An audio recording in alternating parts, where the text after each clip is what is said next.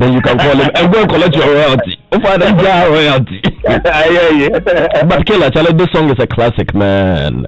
Thanks, man. God bless. What's the motivation behind it? Well, we all get into life, experiences and stuff. So, and I think this one came about with the love that people do share with me, and the love I see around people. I have friends, families that I see married, and the way they keep loving each other. So I think that vibe just came out. It was one of my fans actually who made Willis Beat play this and rhythm for me. His name is Pushket. He's part of my SM fan base, people. So pressure brutal. That's your Pushket man. No, that's because I think he also studies me a lot. So one day I was there and it was like, I make Willis Beat play this beat for you. I said, how come this boy? And I have to just try and compose something nice about love, and this song has gone places, and kudos to him. God bless him too for making me because of this song. That's why you love me too much. You can't leave me alone. No, but it's a great track. It is a great track. It's a great track. So, you've been in the news lately for good and questionable reasons. Let us go with the good ones. I'm looking at this headline on CaribbeanEntertainmentHub.com, and it says Ghanaian dancehall and reggae singer ShattaWale's brand new reggae album Tropical House cruises to Jamaica. The Reggae Collector's Edition is officially out now on all streaming platforms. This is not a Ghanaian blog site. This is a Caribbean entertainment blog site. Anyway, how did you get there? And what's this Tropical House thing all about? Well, thank you very much, and to your listeners, I just want to say a good afternoon to them. George, I think everybody knows ShattaWale to be a dancehall reggae artist, and it was due to the place I come from, and how things go on here. That's why I'm not able to really put out more reggae songs and more dancehall songs. Because when you check the reggae market here, it's not that big, and you can't sell records well here when you watch the market. And when you go to the dancehall side too, there is no market like that we can boldly say we are selling records like that. So that's why most of the times I keep doing what my people like, or what my people can go with, and then we vibe with it. So I got an opportunity in Jamaica where I had an agent that wanted to promote my songs over there because she heard one or two songs of mine. Her name is Kim. She has a record label, Kim's Multimedia. So I was like, okay, cool. So she started sending me beats from Jamaica, and that's how I started recording to the Caribbean. She was promoting my songs. As I'm talking to you now, I have a song in Jamaica which is on track 3 on their top list on their countdown. Wow. On their countdown, yeah. And the song is "Do It Dirty," and it's really making waves. So she started pushing and started engaging me to some producers, big producers. I got people like YGF, Damage Music. These are all big producers that play songs for most of the artists we know around the world. So those are dancehall artists, So I started, promoting it gradually. And one time I was there, and one of my team members, Flex Jermaine, called me and was like, they want to use me for the face for this Tropical House cruises to Jamaica. And I was like, what is that about? So he actually explained to me. And lo and behold, I just got, a video from Kipleton, giving me a shout out, and I was like, wow, this is my dream artist. Kipleton is one of the biggest reggae dancehall artists in the world. When he does shows in Japan, they don't only do shows in Jamaica, but if you go to, Japan is one of the greatest markets for reggae dancehall artists. When you are a dancehall artist and you have a market in Japan, then you are rich. Japan. You're gonna make. Yeah, Japan. I thought it was kung fu and stuff they do. No, Japan and China. Those. No, just me even like dancehall and reggae. Oh, really? No, but on a serious note, that is one of the bases for Jamaican artists. They make much money in those countries. People buy records in Japan more, but people don't know. What I'm saying is crazy. But most of the dancehall and reggae artists in Africa don't really know, but because I've studied much about that culture, I know how they sell their things, not only in America. People might think in America, but when you go to someplace like Germany, people love reggae and dancehall there. So actually, that's how come. And we started talking to after Kipleton's video, we started talking to the team, the contractor. That is the main person behind it. And contractor is one of the people in Jamaica who take care of royalties for artists. They have a company there that takes care of that. So they told us, they were going to put me on it, and we had to sign the necessary papers, and this is it. ShattaWale at Times Square, they put my pictures everywhere, and I'm happy. The song is also doing good on the compilation. 2019 ShattaWale Beyonce, 2020 ShattaWale on an album compilation that features a star-studded lineup of some of Jamaica's top reggae and dancehall acts, from the likes of Beanie Man, Sizzla, Capleton, Peter Morgan, Mojo Morgan, Vibes Cartel, Tommy Sparta, Wayne Wonder, Elephant Man, and more. Yeah. How does it make you feel? And considering the fact that with all these, people still call you local champion. Well, it makes me feel blessed, and calling me a local champion makes me feel proud, because I feel, there's a saying in Jamaica that you dance a yard before you dance abroad. It means like a little understanding that I can give is charity begins at home. You know what I'm saying? So if you are being loved in your country, then people are going to recognize you outside or wherever you go. I feel so blessed and so honored that I have people trying to pay attention to my dancehall and reggae vibes, because most of the times I do it here, but the presenters here don't play it, and I understand them so well that it's not our language. What's more movement? What's more movement? You saw there. And I don't blame them, because sometimes I tell people, I told most of the dancehall artists in Ghana, that don't force a Ghanaian DJ to play dancehall music, because what you are talking about, he doesn't understand. It's a different language. It's like you're playing Dutch song and you want him to play that Dutch song on radio and vibe with it and shout like the way maybe if it drops a stone ball or sack or their song. He won't vibe with it like that, because that's not our language. So I feel so honored that people in the Caribbean are loving the vibes, because sometimes when I do it, it becomes an argument. Like they say, they call people and ask people, am I really from Ghana?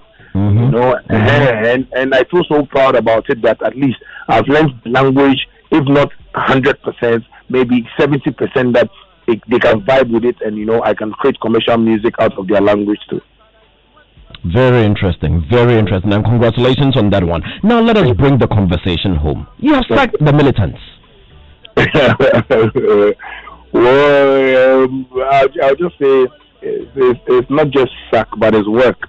Some people are saying it's just hype. You people just want to hype. You want us to talk about you. You want to get interviews like this and all that. So you deliberately staged something. It's hype. Is it just hype? Okay. In another way, let me just let people understand something.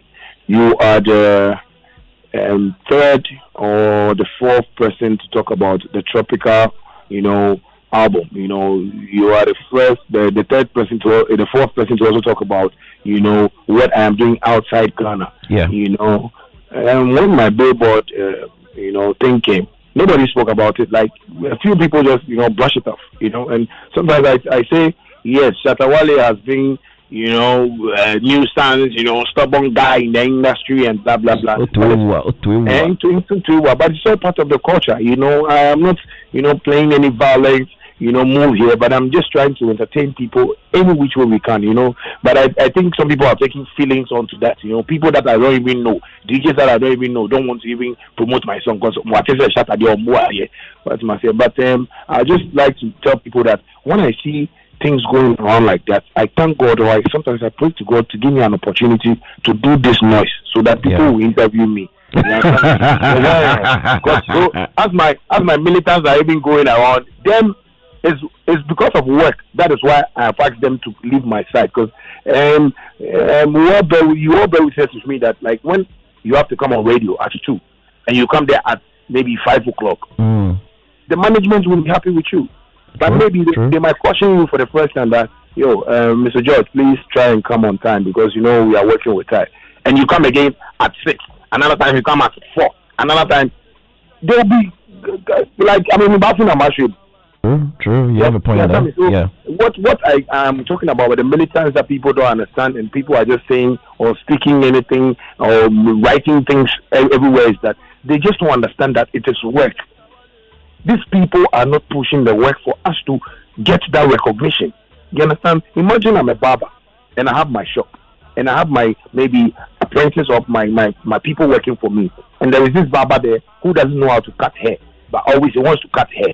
He's going to sack my customers because anytime my customers are going to complain. Very true. And these complaints are coming from my fans. Sometimes my fans tell me, talk to Artiste-manager, talk to George Quaye. There's something they do, they have to really, sit up and talk to this one, talk to this one. And I feel bad about it. And the fans are the people that are giving me this opportunity to be here today.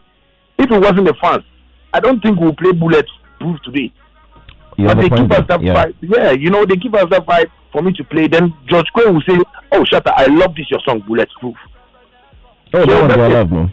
Yeah, so it's all about the work. It's all about the work. That's why this militants whole thing is going on. But yeah, they think if they leave me, they can do whatever they want to do. But another side of this whole thing is that they also sign a contract for life. But they've apologized. I mean, and even before we go into the apologize where? Oh, you haven't heard? Oh, no, but the matter is a house matter. So why would you go apologize somewhere? Oh, but right now the matter has come out. So sometimes when things come out, the matter there, I'm just taking an advantage of the matter, I'm just taking advantage of the matter to just also promote my Billboard and Tropical House album. That is the advantage I've taken. So the matter that they have taken out there, and maybe I have said on Facebook, is not matter that because they were doing certain things that I wanted to, officially, inform people, and that's why I went on my Facebook to do all those things, and they know. So if they come home, since it's a home matter, if they come home to apologize, will you take them back? Because after all, you signed a contract that says for life. For life is for life. So why not second them? So the best thing is that they have to accept that they will go back to school and learn. If they accept that, they will go back to school. Because right now they want to do like this, they want to release songs, they want to show songs, and Ghanaians will see their back. I'm back on me. Say, I look at her.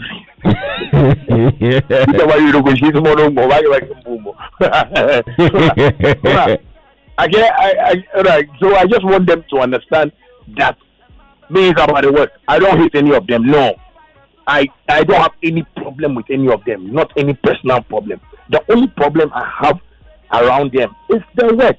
Do the work well, not for me, but for yourself, for your family, for the people who say they are falling in love for the militants. Put yourself in a position and say, okay, me, Adisha, I want to learn. So this is what one don says I should do. Me, George Quaye, I want to learn. This is what one don says I should do. I've given them so many examples in the world about Busta Rhymes and Spliff. If anybody knows about Busta Rhymes and Spliff, Busta Rhymes has been with Spliff for years. But Spliff has never come out to say Busta Rhymes should stop playing shine. Yeah. Today, Busta Rhymes is not singing. Maybe go and see Spliff. He's living in his yacht in his machine because Busta Rhymes has made enough money for him to really enjoy. Exactly. So it's not about you forcing the fame. And one thing they also forget about is the favor that God has given me. Sometimes you see me sit at the back of my machines and just record songs easily. So they think it's easy. Because of me today, most people have studios in their home because they say, "Oh, that's why." But it's favor. It is not ordinary. Like it's God that is doing this for me. I'm not doing it because I know too much. No, me myself, I don't know how I record songs and they become hits. So I tell them that you know God and you add God to your work, then God is going to give you the advice. But these people are seeing this thing like stardom. They want to enjoy the fame, and they go out a lot too. So when they go out, hey, Joyce, hey, what's up? Hey, this, hey, Captain, so they are happy about it. But I'm happy a boy like Captain wants to learn. He still wants to be around me and learn more, and that's the way forward. During the week, you were on an interview with Odisha Runaway and Andy Dusty, and you were angry. Exactly. You were very livid. What was it that he said that made you so angry? Oh, sometimes, there's this video that's circulating, and I like what the guy is saying, that, you receipt. That's just something.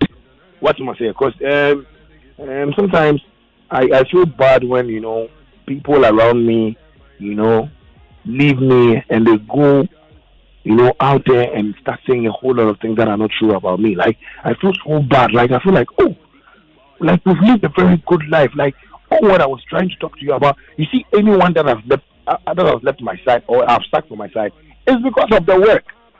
I talked to them about the work. And so, when Joint was on radio and I heard him saying certain things, and I went on there to talk about it, and I was making mention of certain things, and he was trying to deny. I was like, wow, that was what got me angry. And I'm human, you know me. I don't mind the way people maybe see me as a celebrity or something, but when I'm angry, I'm angry. If I want to be happy, I'll be happy. So is that why you tried to? There are rumors that you actually sent people to come and collect the car from him right after the interview. Oh, I actually that is a lie. I didn't send anybody to go for the car. You know, it was just my brother, my big brother, who was so angry. You know, and before I realized he was there, and you know, my big brother, his name is Willie Wally. People know him like everywhere. He was so angry that why should he even go and sit on radio and be denying certain things that I'm saying? So when I even saw the video circulating, I was like, well, you know, if my brother is taking a decision, like, because my brother is tired with all these people coming around me and spreading negative things out. My brother, I've been fighting with him, like I quarrel with him, I blast him, but he doesn't even get pissed because he knows I blast him because of the work. I talk to him because of the work. So I think when he saw it, he went there to, you know, just do what he has to do. And me, after that, I didn't want to even talk about it again because I felt, I'm even tired. You know, people are just trying to paint me black that I am not. And, you know, anytime they move to success comes, like, you know, God is always opening doors for me. So I think what my brother did, and he has taken the car for himself, and he's my brother. So if he feels people are disrespecting his junior brother, he wants to do that, I think he's his own problem. So where's the car now? The car? Yeah, where's the car? I'm sure by this time there is a Kokumpe or something. They've dismantled it or something. It's a Kokumpe. Because maybe you go and cut the body and sell the scraps, and you know, because people don't appreciate things we do for them. So I think maybe that's how it's going to happen. Because I don't know if the car is in my bag. I've not seen the car myself, you know. But since when I saw it, when I saw the video, I called my brother to ask him that why did he go for the car, and he said yes. You know, like he was angry. He was telling me that the way these boys are behaving, like everybody that comes around me wants to go and paint a certain picture to the media, and you know, we are working. We have like things we are doing, like, you know, I'm building, I'm doing stuff, I'm having businesses with people and stuff like that. He doesn't want those pictures around me, so I think the car might be with him. You know, but Shatta, if your brother can take strong decisions like that on your behalf, don't you think it could get you into some sort of trouble one day without cross-checking it with you? He just gets up on his own to go take a car you have, from the abundance of your heart, given out to somebody you literally grew up with from your days at Blue Lagoon and all that, somebody you've called your brother on a number of occasions. Your other brother just takes a decision that strong on your behalf. You're not worried?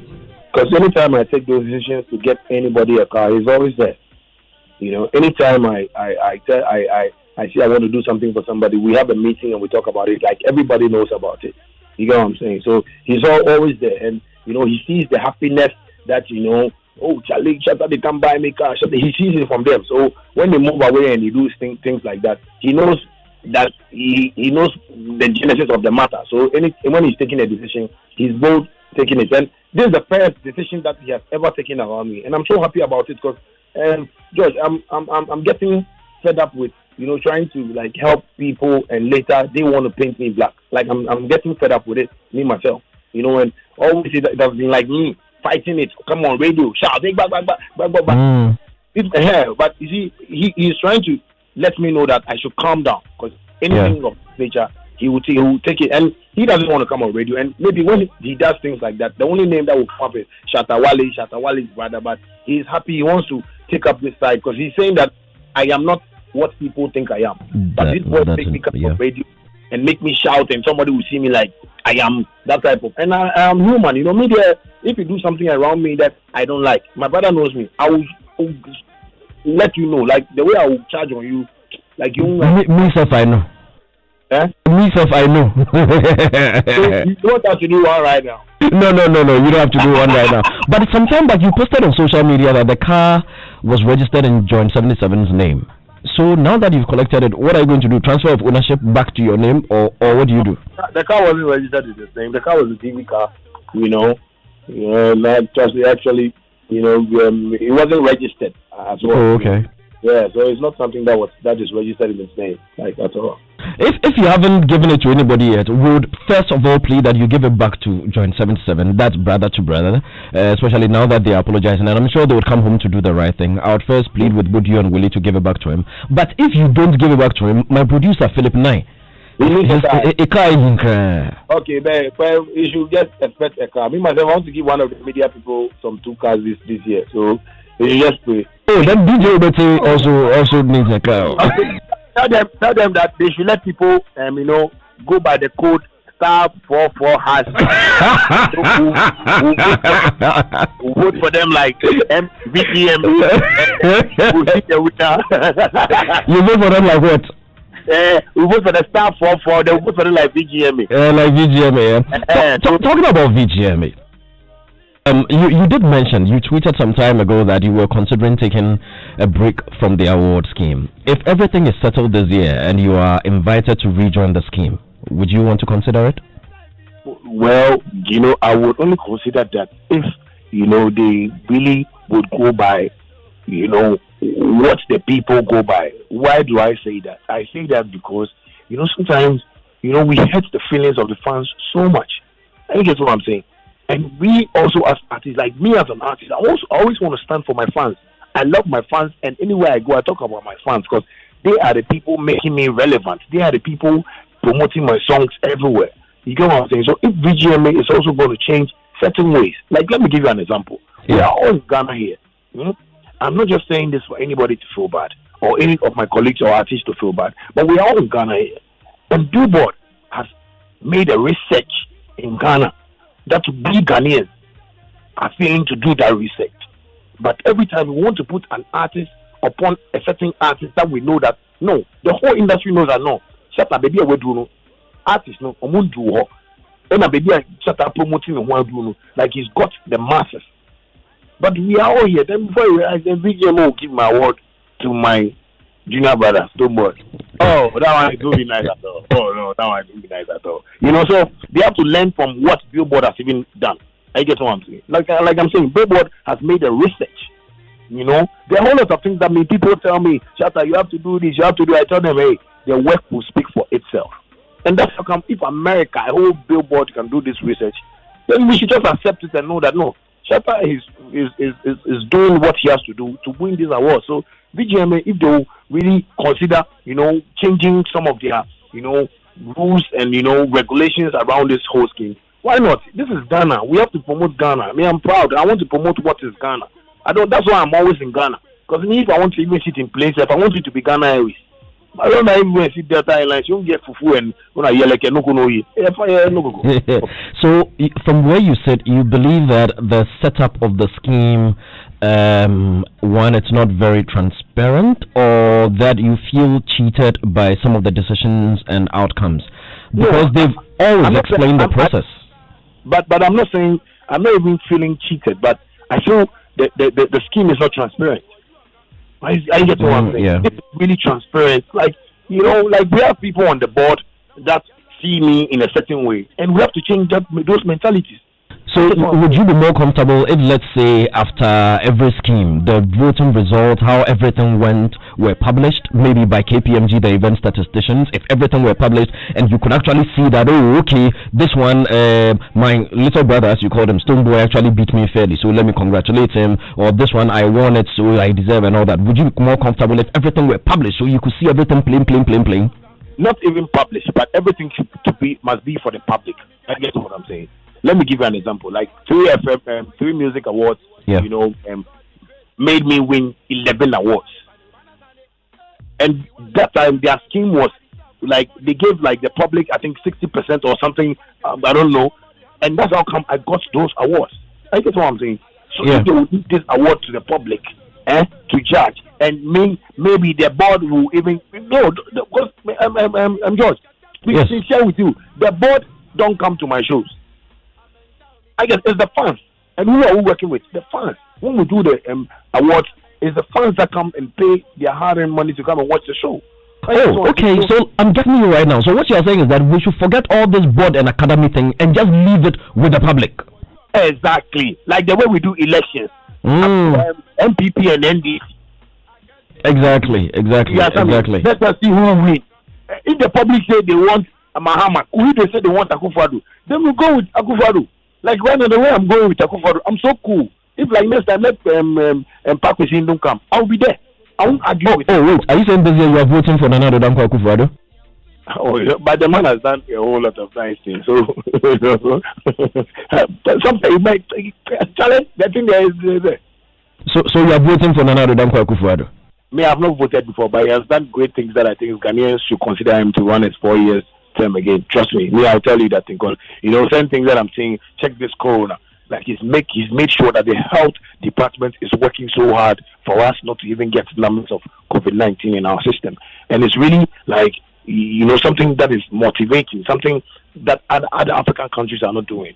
See him when it comes to give a speech, like you see he's stressed, like he cares much about us the citizens. I am not saying that he's the best president that we've ever had, but this COVID-19 alone has made me see this man so caring. Has made me see him like somebody who has like a plan for Ghana. Sometimes I say when we have presidents like this and they come in power like this, let us give them their 8 years. When they finish, let another person to come. So what you're encouraging people to vote for him, including yourself? What do I? Are you encouraging people to vote for Nana Addo in the upcoming elections?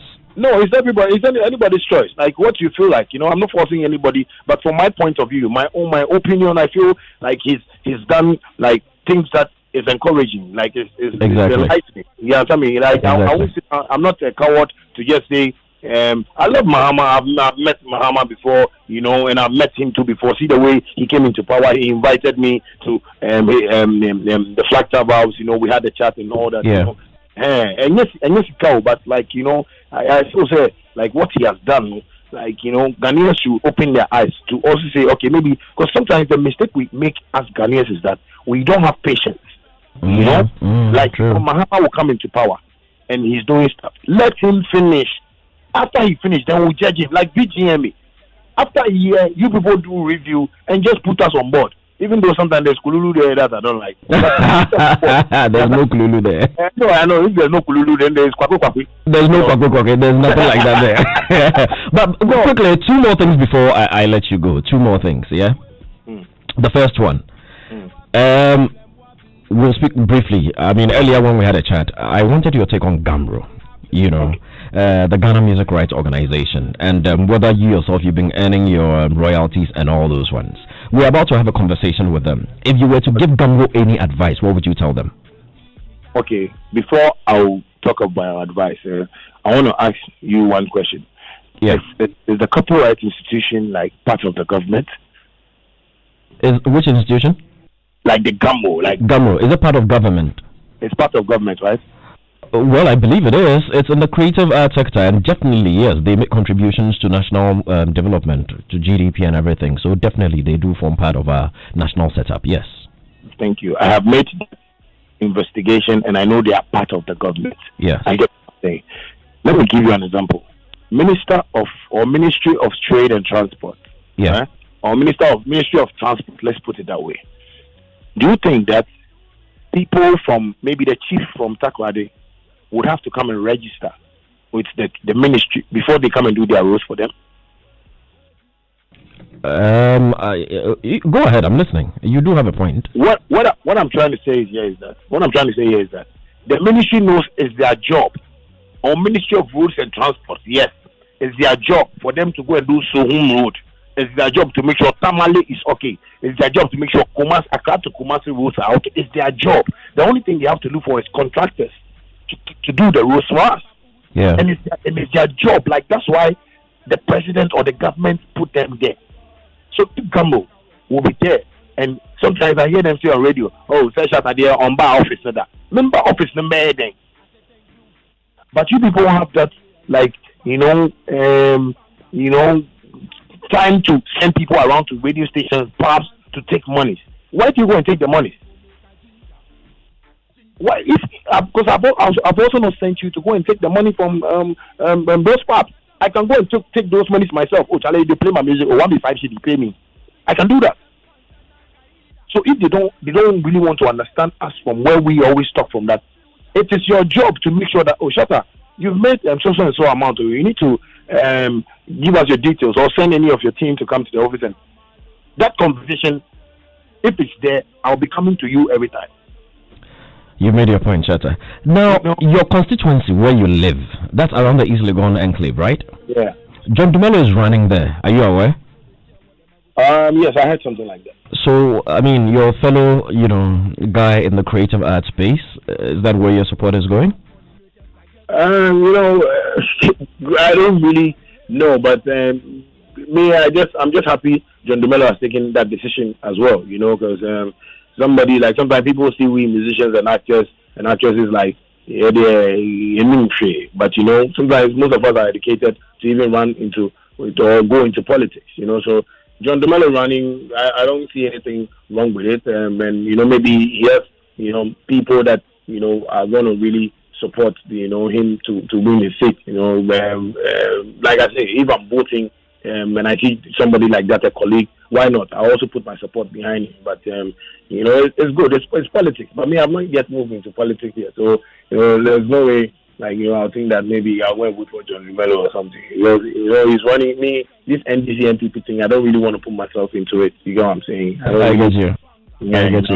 I get you. Charlie, I'm about to leave you. But when we were speaking about the militants, you did mention about the element of time and how time was of grave importance to you. If you are called somewhere at 2 o'clock, you have to be there at 2 o'clock. You are called somewhere at 4, you have to be there at 4, right? That's very important, isn't it? Yeah. So, Nana Romeo sacked Kiddy, or did not sack Kiddy, or cancelled an interview with Kiddy because Kiddy was late. I noticed recently you were on social media, sort of chastising Nana Romeo small. You said you would slap him if he dared play any games with you. Me, I was talking on the terms of what he did to Wendy Shea, but what he did to Kiddy, he was right, perfectly right. Okay. If it's time that he's talking about, unless maybe he spoke about any other thing, that I would say no, he wasn't right. Maybe saying Kiddy doesn't respect him, that's why he did that. But he spoke about time, and those are vital things that most Ghanaians don't know about. Sometimes people get rich and they wonder how they got rich. They use time to get rich. Time makes people make money. You understand me? So him on that side, I don't really support. But when I heard what he did to Wendy Shea, I was like, he needs to invite me to his studio, because the kind of questions he's asking me is not, a list like the questions you're asking me. So if he wants to ask me questions, I like nonsense questions like this, so that I will see if he can finish the program before, because like it will be nice. Like, I think he likes to, do things and let the bloggers also take it and, publish it and stuff like that. So that one, like, I will let him have a nice publishing. I have one nonsense question for us to use to close. Okay, we are lucky I'm not in the studio, but us. John 77 said you have been supplying him guests. You people have been bringing guests and sharing. Yes, a whole lot of them. Please, yes, you were saying a whole lot of them, Yeah, nice one. Where do you find them? Oh, sometimes Mokola, Bogueshi, buy some of them. You buy some of them. You over Charles, Charlie would say thanks and would say congratulations. 2019 was a big year for you. 2020 is beginning to look even bigger. Would continue to wish you the very best. And again, I would like to plead on behalf of all the militants. I think it was a good team, and I like some of the songs that you did together. Not just me, the fans also loved them. And look, everybody deserves a second chance in life. So I think it would be prudent that first, let's give John 77's car back to him. Let's register it in his name. There's nothing better than a good legacy. And he did a song thanking you for it. I'm sure you've heard the song. No, I've not heard the song. Oh, he did a song thanking you for everything that you've done for him, and it's a pretty good song. And he just played it that morning, and I think it's a very good song. And I think they all deserve a second chance. So, do you promise us you're going to reconsider?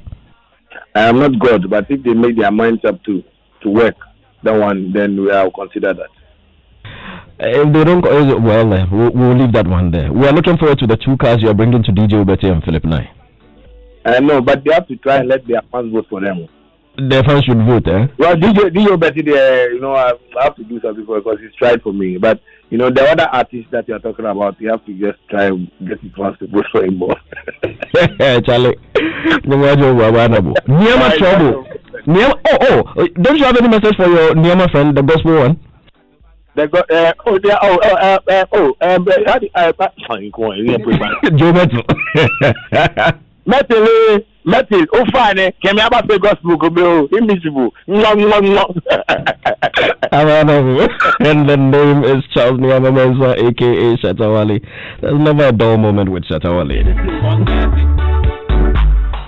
Me, I know everybody know we won't touch it. I do chop them like watch it. George on Joy.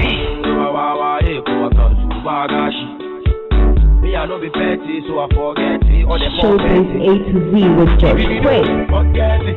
If it be car, forget it. If it be woman, forget it. Money, I get plenty. If it be music, forget it. Not the leader, forget it. Militants, forget it. Forget it. Them all to the bullet. They fly to London. And we're airborne. Station is Joy 99.7 FM. Check with your time 23 after 3. On this beautiful Saturday afternoon. We've got the reps from the Ghana Music Rights Organization right here in the studio. The commanding officer himself, the chief operations officer himself, the one and only Mr. Abraham Ejate. We call him Captain Abraham. He is a legend. There's never a dull moment with this man either. He and ShattaWale in one room will be a very interesting encounter. But we're gonna go to Noella Kareniale first. Uncle Kennedy is also right here with us. No, in fact, let me greet before we go to Noella. Uncle Abi. Yeah. How you doing, sir? Actually, I'm good. Yeah, there's never a dull moment with you. You and ShattaWale in one room will be fine, huh? Maybe one of these days we can just do a nice song with me doing the raps. You rap? Yeah. Oh, you rap? What else can you learn on the face of the earth? If you can have militants with Shatta, and today we understand where they originated from, and they can get somewhere. That's right. Why? There's hope. There's always a start in life. Uncle Ken. Yes, George. How are you doing, sir? I'm fine, thank you. And how are the Canadics? I don't know. Captain. Yes. Have you changed your name, your surname? I don't understand. No, I'm George. It's Captain Mr. Abraham Ejate. Captain, is that not the name? I mean, now the ball is in his court. Because you've mentioned the name, I'm not disclaiming anything. Now he's come and he suddenly realized that for years he's another name. So, with all due respect to the senior most person, I mean, do you know why I posed that question? That's why I'm saying that they should wait. But you went on drawing conclusions. No, let's create an analogy so that we can have some foundation. You made it look like you're drawing conclusions as to why I was asking the question. No, I am not. Yes, you did, but I forgive you. You did just that. George mentioned your name as, what did he say? Captain Abraham Ejate. And I was like, where's the Ejate coming from? I don't think that maybe... Because you didn't hear it right. No, that's what I heard. So let's just ask him to say it again so that you can. So the problem was the pronunciation. The pronunciation. Oh, okay. Uncle Ken, please, what should it have been? No, that's what I'm asking him because I've known him. What do you know? Yes, I'm going to say it. Let me speak. Yes. I've known him all these years as Ajete. Okay. So when I heard the Ajate, it's Ajate. That's what you said. Yes, Ajate. I got a little bit confused. So it might mean that all these years have been wrong. You have not been wrong. Yeah. I mean, you know, for the past few months, there's been a change in the environment and the economy. Corona is making a lot of waves. So of course, if you are hearing a new name, and I'm not raising any matter, I think that the substantive matter is that I'm here. You can go. Let's go on. Somewhere in the middle of the show. We will attend to this. It's purely a matter of copyright. So we can just make a move. Wow. Showbiz A to Z with space. So you have the space. Noella Kareniale. Yes. Are you ready? Show us this week. Let's go there. Alright, so we would have started with ShattaWale, but because he clarified issues that I would have, would love for him to clarify. Let's just move to Wendy Shea. Right. So as you know, she's celebrating 2 years in the industry, and to celebrate that, she's been going on a media tour, talking about her journey and also promoting her newest single, Emergency, which features my favorite musician at the moment, Bosom P. Young. And so on Tuesday, she went to Accra FM and had an interview with a should I say controversial Nana Romeo? And but unfortunately that interview quickly went south after she was budgeted with a lot of questions about whether or not she's dating her Bullet, which is her manager, and this is what transpired.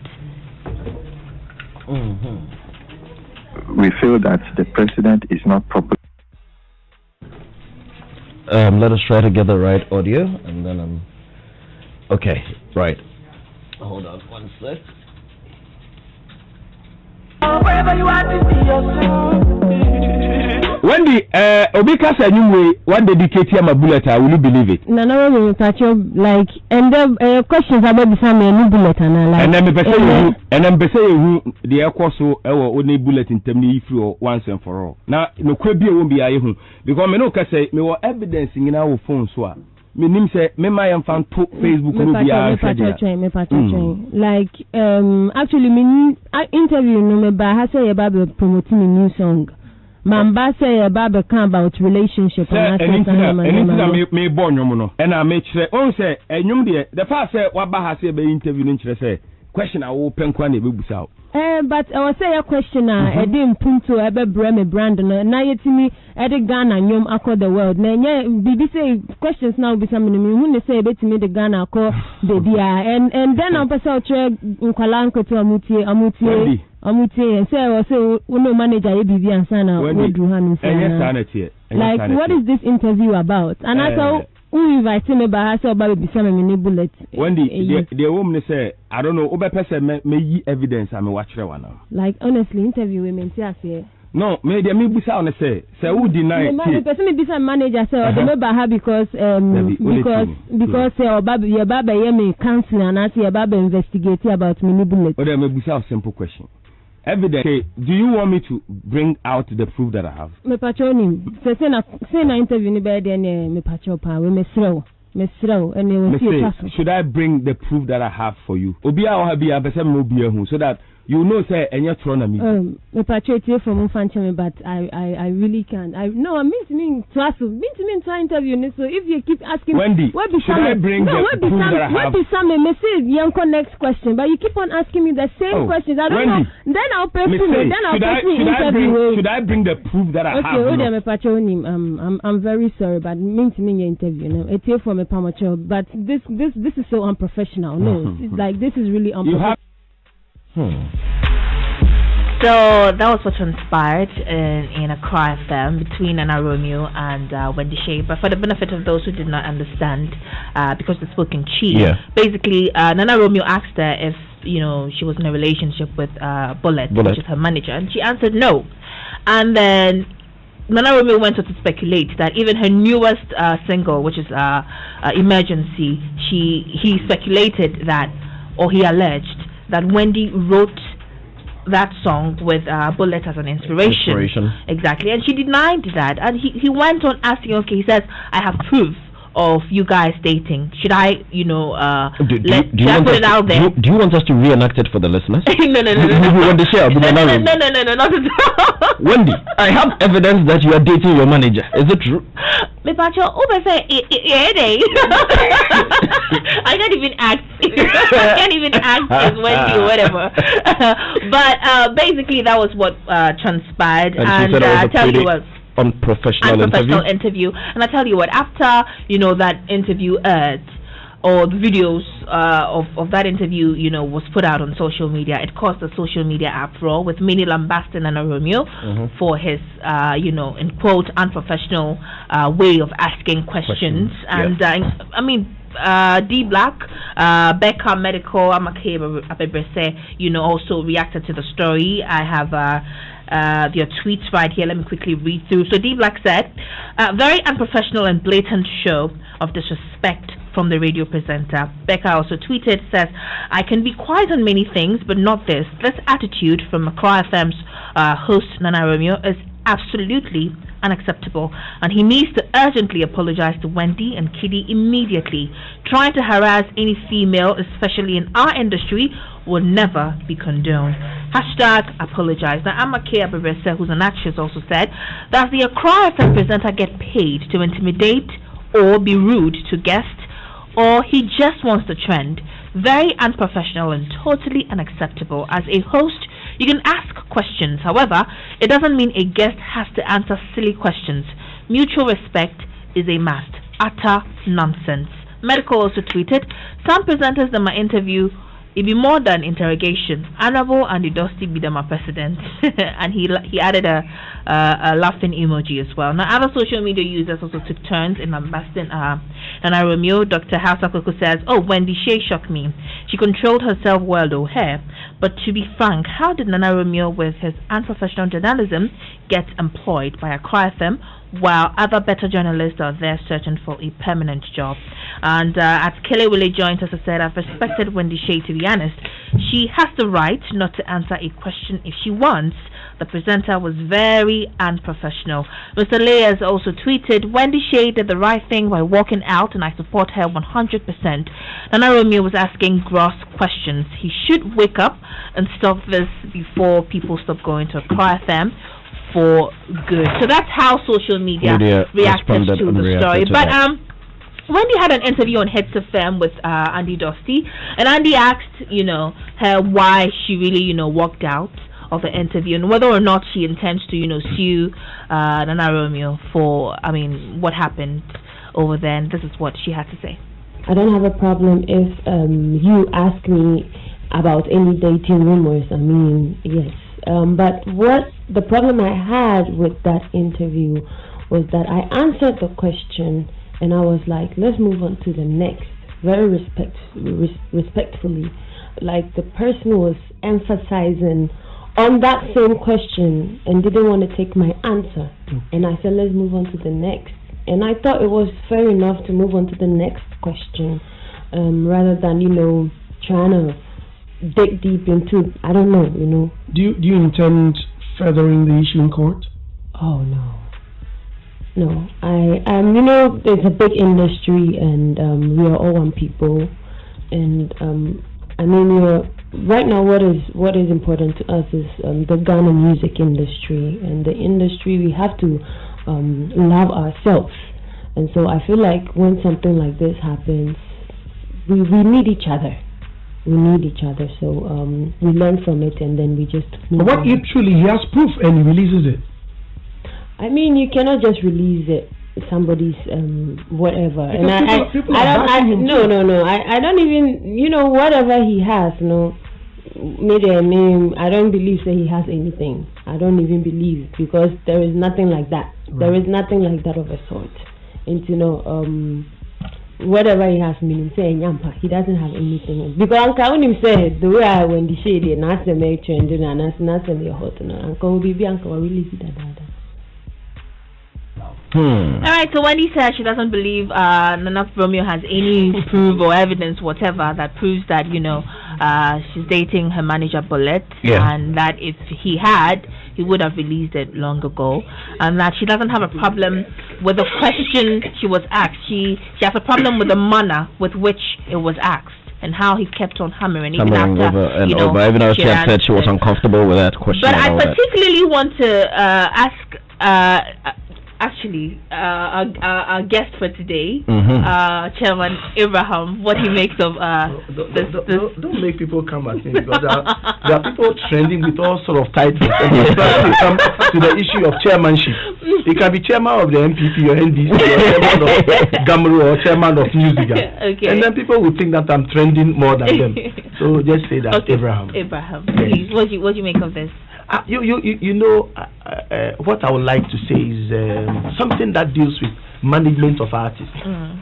A lot of people bash media guys for the manner and the way they ask questions. I don't buy that stuff. Okay. Nobody stops you from answering any question.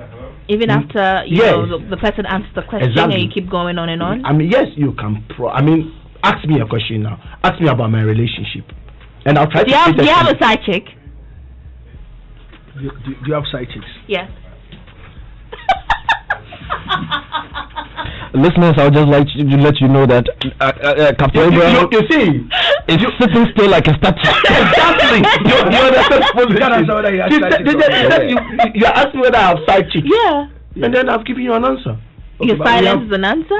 Silence means consent, you know that? Yeah. Silence actually means you've given your consent to it. It's in the affirmative. Exactly. It means yes. Yeah, it means yes. Right now, it means yes. I'm guilty. Silence. Consent. It means I've got a side chick. I embrace all. Okay. You understand the position? You see, what I'm trying to say is that when we begin to build artistry, there's a level of management that comes with it. Okay. And most artists get offended when they are right in front of the camera. I mean, what is the grooming of the artist like? Who are their PAs, PROs? Look, if you go into this show business, it is show and it's also business. Even you can anticipate questionings because they will build you up to know what the business is about. So if you can delve a bit deeper, you realize that a lot of our artists feel being bamboozled in a way simply because they themselves don't know. There is the need for them to up the game. You come to Andy Dusty. Me, you've asked me the question right now. Have I told you the name of my side chick? No. Oh, so you do have a side chick. But you just haven't mentioned the name. It means that the man sitting behind the console is interested in side chicks. And maybe he is already having 5. You know? Actually 13. 13, you understand the point? Now it's shifted to 13. And you were asking of mine 1. They used to be 12, then Sadiq gave me 1 last week. And I am looking to have one of the nicest side chicks. And she's sitting right beside me. Oh, wow. Uncle Ken is in the first. But wait, Uncle Ken. Then you see where the interest is.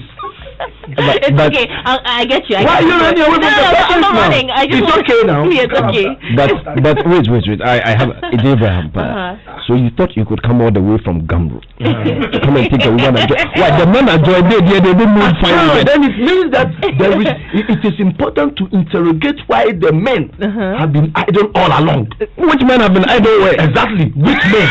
You need to give an operational definition of the men in question.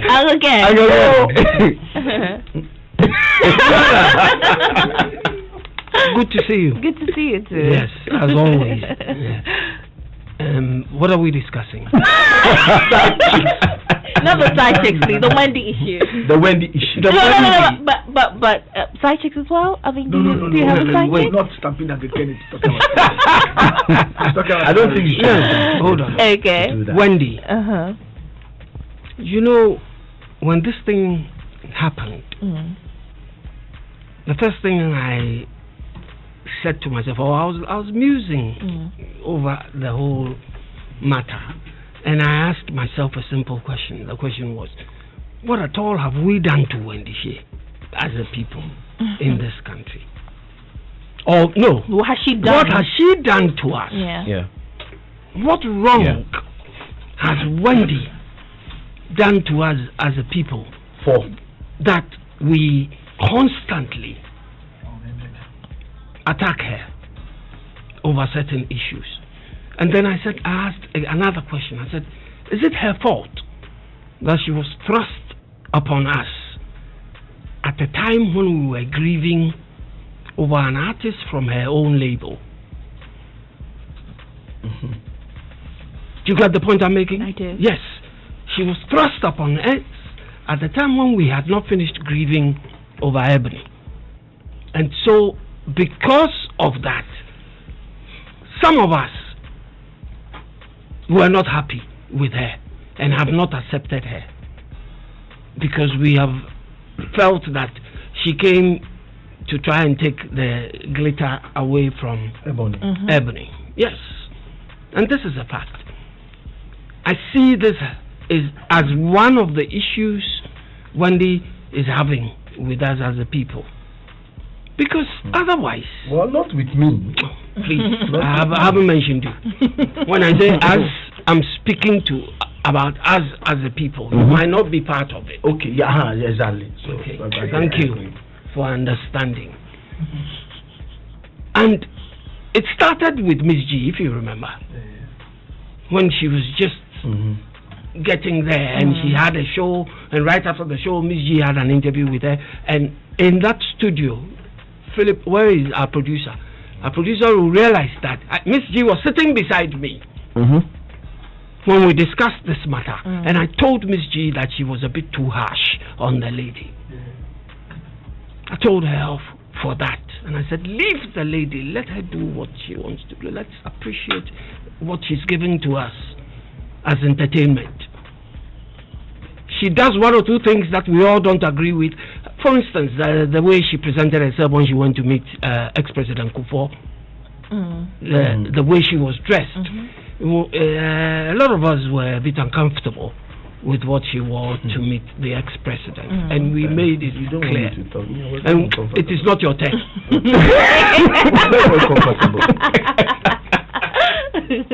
The ex-president, you know, and we spoke about that as well.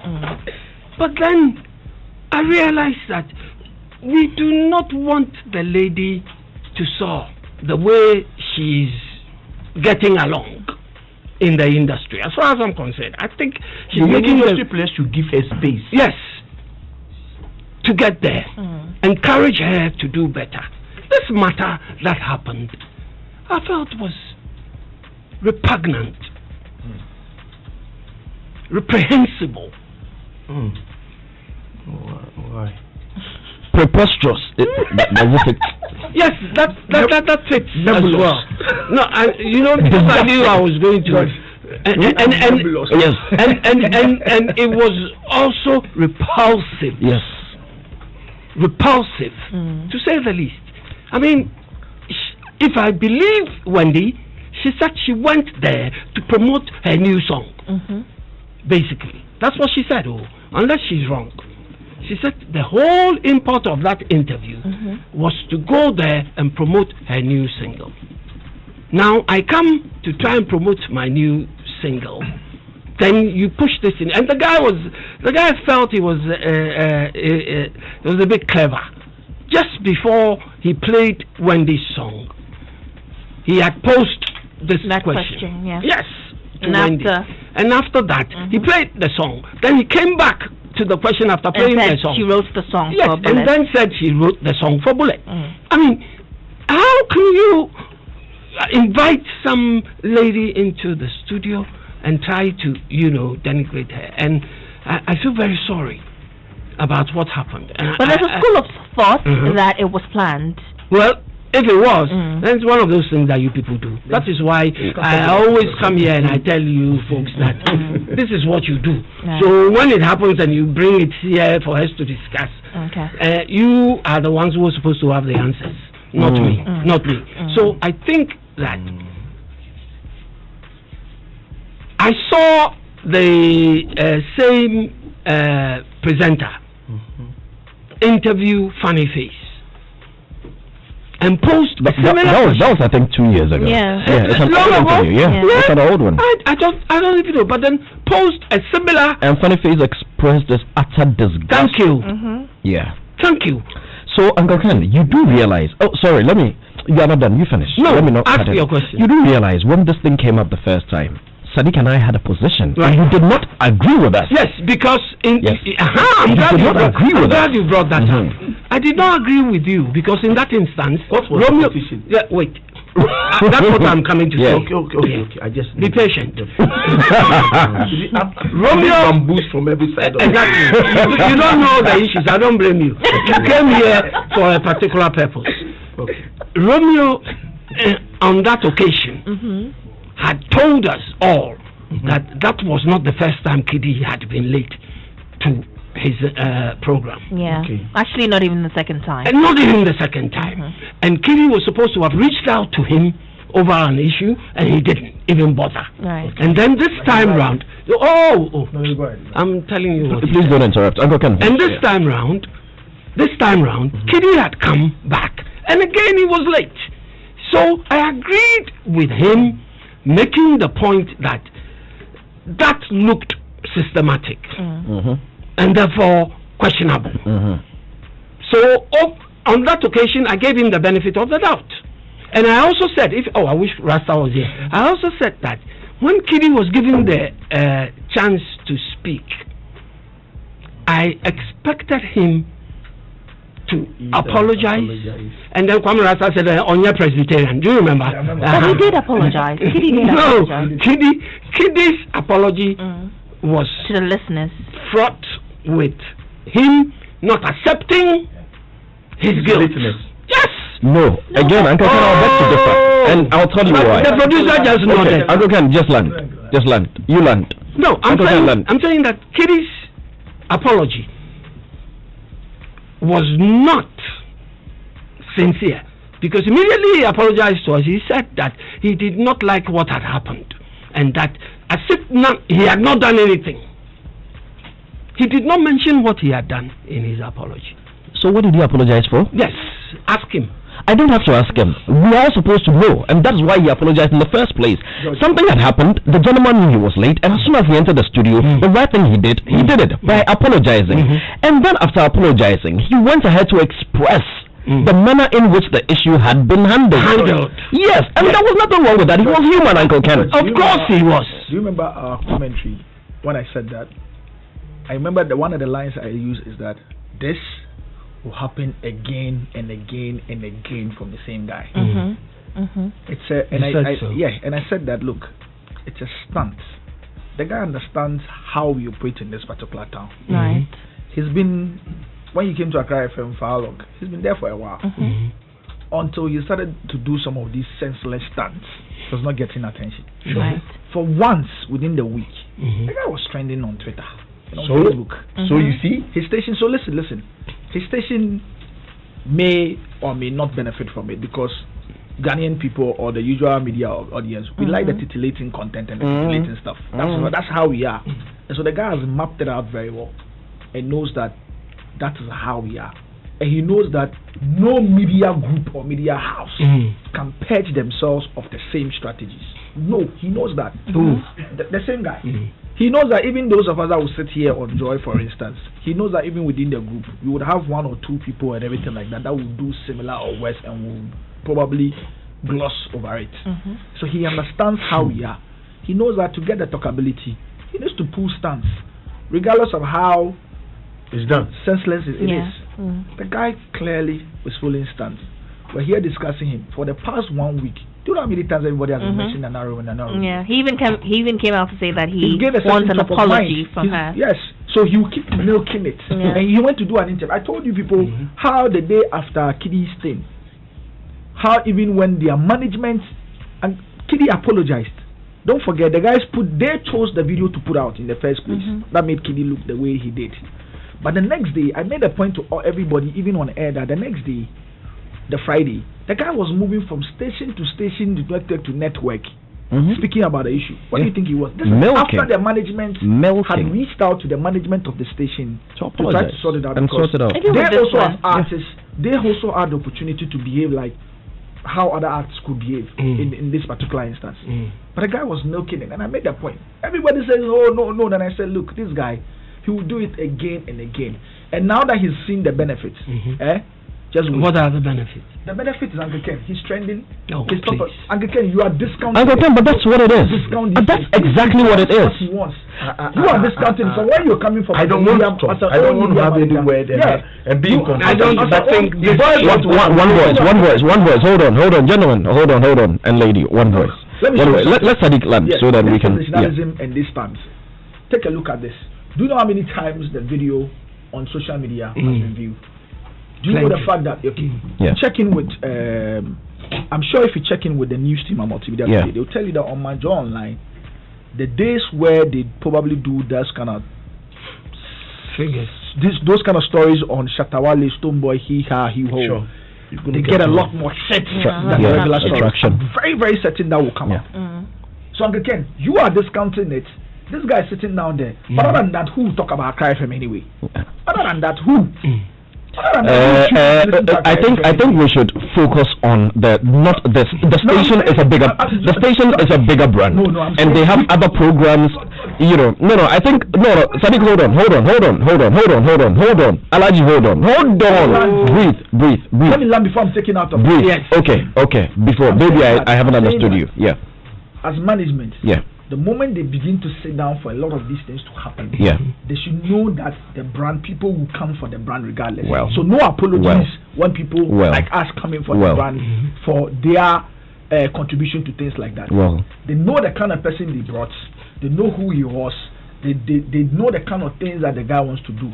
And some of these stunts are the things that he will do.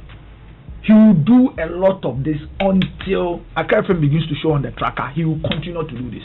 Yeah. And the icing on the cake is that obviously for all advertisers here in this town, we've not seen them spend massively on brand reputation. When the numbers is showing that this is where they have to go, forget everybody, they will go and spend the money there. What is happening, Uncle Ken? No amount of your talkability or anything will stop him. He will keep pulling it again and again and again. Uncle Ken, do you remember? At this particular point, he will not stop. And in the same way we did the last time, we'll continue to urge him on. That's the industry we want. Let's go ahead. It's a stunt industry. Let's go ahead and do that. Thank you very much, Sadiq. Uncle Ken, do you remember the message Uncle Ken Ashibe sent on this particular topic? Yes. Would you like to take a read? No, I sent it to you. So you are no, you didn't. You showed it to me on your phone. You didn't send me. Oh, you did? No, when you yes, I think you did. Yes, I think you did. I think you did. You see now. Yes, I think you did. But I think you did. The point that if he was a manager, he would have make just a little point. All I'm trying to say is that the buck stops with the artists and their management now. Yeah. Because that guy will do whatever he wants to do in order to be who he wants to be. Regardless of who you are, this guy will get. So, for instance, you see the way you were acted right now. Imagine he's sitting down and you are silent. Then he comes out and say, what you say?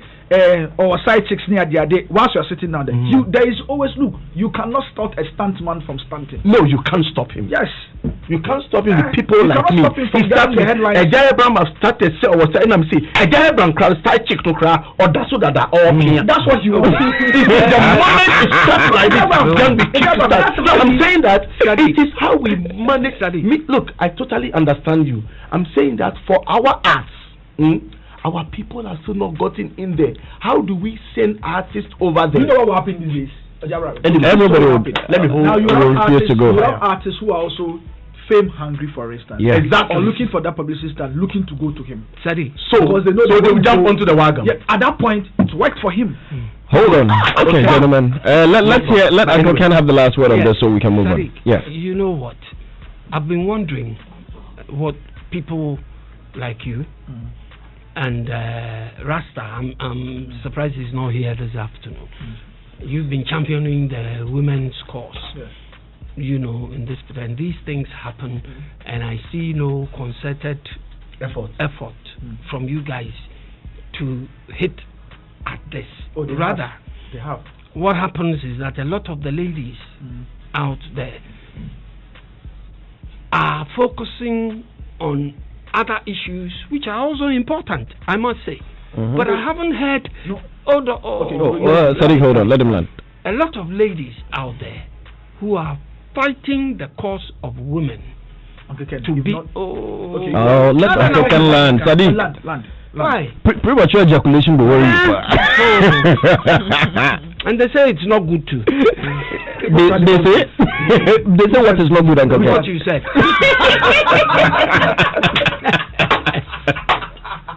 Uncle Ken, please continue. That's a premeditated run. It's a premeditated run. So Uncle Ken, please continue. I'm saying by now I don't know, maybe it's me who is not I don't have access to the wider social media space. That is true. I don't have access to the wider, but I haven't heard a lot of the women front on this matter where Wendy is concerned. Okay, so no, Becca tweeted. Exactly. No. But she is an individual. Okay. Oh, you want a collective? I'm talking about the collective. Okay. Where the women will lambast the folks for what is going on with this. Rather, what I see the women doing is always at loggerheads with men. Okay. If the, Sadiq. Okay, because I thought he had one there. No. And rightly so. Rightly so. I've been reading on Facebook women so mad about all male panelings on shows. And I say to myself, I've been on this show, for instance, for so many years, and every time I force the producers to get females on the show to make it exciting. Yet the producers come back and tell me, and again, when we called, they were not available. They had other things to do and blah blah blah, and it upsets me because Saturdays are busy days. Exactly, and Saturdays are busy days. We know that people go and have their hair done and parties and weddings. And have you seen the car waiting for Nola outside? Yeah, I saw that one on my way here. Please don't do that. That's a lie. That's a lie. George, Uncle can finish. Yes. Some of these issues need to be discussed. Yeah. There are a lot of females in our industry who are running businesses, for instance, like restaurants, people in events, others in other spheres of endeavor within this tourism art industry. Right. And they are having issues at this time. I think we should invite them. Uncle Ken, don't go too far. Next week, you're taking a break. We're having an all-female panel. Yes, exactly. We should invite Let's move forward. Next week, all-female panel. But George, I mean, to weigh into what Uncle Keller said, I mean, obviously, I mean, I also took it up from the gender perspective, and particularly for Wendy, I've always been very protective of her and other arts, particularly in the ways that they have been treated by the media and even from social media. I've really been very consistent on that. Rasta also weighed in on that within the week as well, where he sought to protect her as well with some of his commentary. And then Becca, Amake, and the rest. They have. And obviously, in the absence of any organized unit of, women in creative arts or anything like that, it's important that they can drive it and we can drive it. But again, the question I'm asking is this: even for media organizations and everything, when we have consistently refused to enable them and put them out, what are we going to do? Then now, because it's come up and there's a content value for audience in this particular case, we also begin to say, let's trust the microphones for them and to come and speak about it because there's a content value. No. They are no better because in this particular, how many times have you tried in calling? Let's wrap it up on this. Create an opportunity to enable. Just last week, I was telling them that joy, hate, on all of those things. If you take a decision to say every 1 hour, it could be populist or anything, every 1 hour when you play 10 songs, George, next week let's discuss this women songs. No, next week all female. All female panels. Sadiq is taking all female panels. All female panels. So what are you but gentlemen, point has been made. Let's move forward. Nola, let's go. So first of all, let me share with you what's trending on social media, Twitter specific. Dortmund is trending. How many goals have they scored? I don't have an idea, but let me check out some of the tweets under that trend. And at goal says Erling Haaland wins for Borussia Dortmund in 90th minute header. I don't really know much about football, but what I know is Spanish football is back. So that's some good news. Number one is trending for obvious reasons. He signed on to xylophone music, a new artist called Tisha. And a lot of people are actually surprised that, you're owing people and you have the guts and the balls to, still come out and sign another artist onto your record label. Dion on Twitter says, number one is the hardest guy I know. Hey, I'm sure we can trace his ancestry, I beg your pardon, to Judas in the Bible. Alonso says, legends of the game, number one. And Catalyst says number one is back, and now most of this time they're money heist ways. And that's all the tweets actually and the trend. And on that note, that'd be all for Showbiz this week. Thank you very much, Noela Karniale, for Showbiz this week. And we're gonna get ready to go into our conversation with GHAMRO. Before then, let me do a few of your messages that have popped up on our console. Let's go straight to the top, and I'll also come to Twitter in a minute. This one says, "Where are the lawyers? Can Nana Romeo release any proof without infringing any law under the 1992 Constitution?" And this one says, "Hi George, can you please stop discussing Nana Romeo's antiques? You're rather making him popular." That's from Ernest in Accra. And this one says, "The interview of Wendy Shea is very, very unprofessional and unacceptable, and this is unacceptable. He needs to be fired." That's from Ni and La. George, he claims they've got a for life contract. Then he, ShattaWale, has breached it, and they can take him on. You've sacked them, yet you still go about talking about contract. Your story is not straight, Shatta. If you feel they are not doing well, let them go. Okay. And then this one says, "Please tell ShattaWale Nanado has done nothing to the health workers. Less lip services. He shouldn't say things he doesn't know." Okay, Joy FM, unfortunately the Wendy Shea interview didn't play on TuneIn. Don't know about other platforms. Good afternoon, George. Shatta is unpredictable. Shatta is definitely unpredictable. And then we'll go for a commercial break shortly, and then we'll come back and continue. But let me quickly go to Twitter. Some of your messages there. This one says, "Please tell Shatta to be a leader and do what is right." Okay, he asked the police to... No, he clarified that. It wasn't him. He said it was his brother that did that. This one says, "This car was not a gift. It was just borrowed, because you can't take something you call a gift back. The moment you give it out, whatever happens to that gift is none of your business. Joint 77 shouldn't take that car in case they bring it back." Okay. And this one says, "But he claims they've got..." Okay, we read that one already. And this one also from President of the Africa Union. "This guy is more than good." Wow. Okay. And that's probably in relation to ShattaWale. All right. So we're going to be talking to the man, Captain Abraham, on issues related to the Ghana Music Rights Organization right about now. We better give us a spot of music. Let me breathe a little bit so that we can get into this interview, because it's pretty heavy. You're locked on Joy. It's Showbiz A to Z. I go kill you with enjoyment.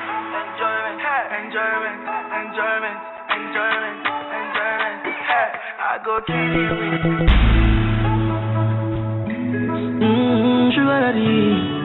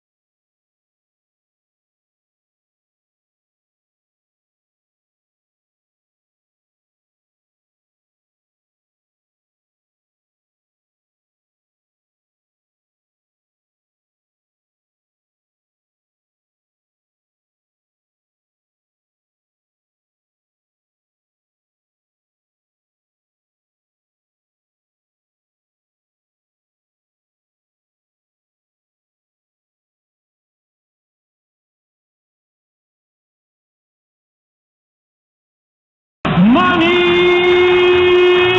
Mayweather. Shooting goal! What a start! What a strike from Oxlade-Chamberlain, scoring at Anfield. The new champions have broken 3 more records for a 38-match top-flight season. 105 goals, 31 wins and 97 points are all new records. The Joy Sports team brings you the best sports event show, the Joy Sports Arena. All the results and reactions of the major disciplines put together. The Joy Sports Arena is also live on Loud 99.5 FM in Kumasi this and every Sunday from 4 to 6 p.m. Herrera hit by Hammond! Oh, what a goal!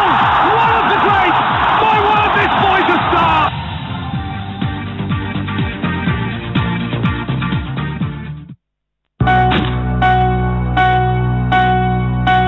Success in every endeavor requires critical partnership. When it comes to consumer home electronics, quality from Syndicated Capital is your trusted partner. Not just any TV, but the quality satellite and digital LED TV provides inbuilt satellite and digital decoders, over voltage protection, free wall mount, and now the state-of-the-art surround sound bar to deliver an unparalleled entertainment experience. Not just any decoder, quality digital and satellite combo decoders come with auto scan, voltage protector, NCA approval, multi-TV certification, unlimited internet content, and 24/7 movies online. Quality products are available on hire purchase to private and government workers, police and army personnel for as low as 27 Ghana cedis per month. Call us on 0302-242-532 or 0204-413-484 or visit Syndicated Capital at number 28 Farrar Avenue, Adabraka, Accra. Quality. We deliver on our promise. Accidents do happen. It could be a motor accident, a sudden heart attack, or even a stroke, or any other health emergency. The first steps you take are very critical. Should you be involved in or witness an accident, call 112 for the fastest ambulance response. With over 300 well-equipped ambulances all over Ghana, you are assured of the fastest response to your emergency calls.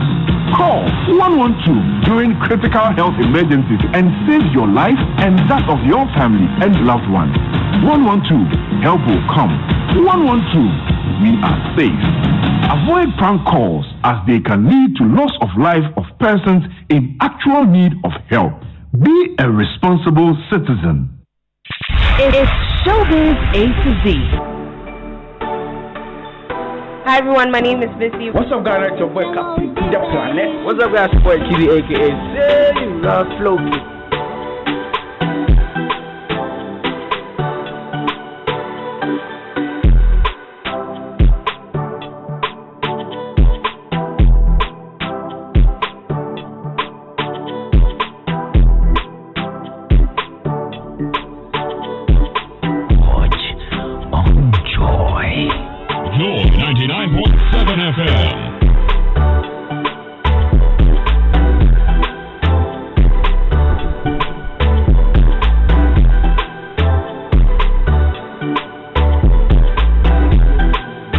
When you start working in your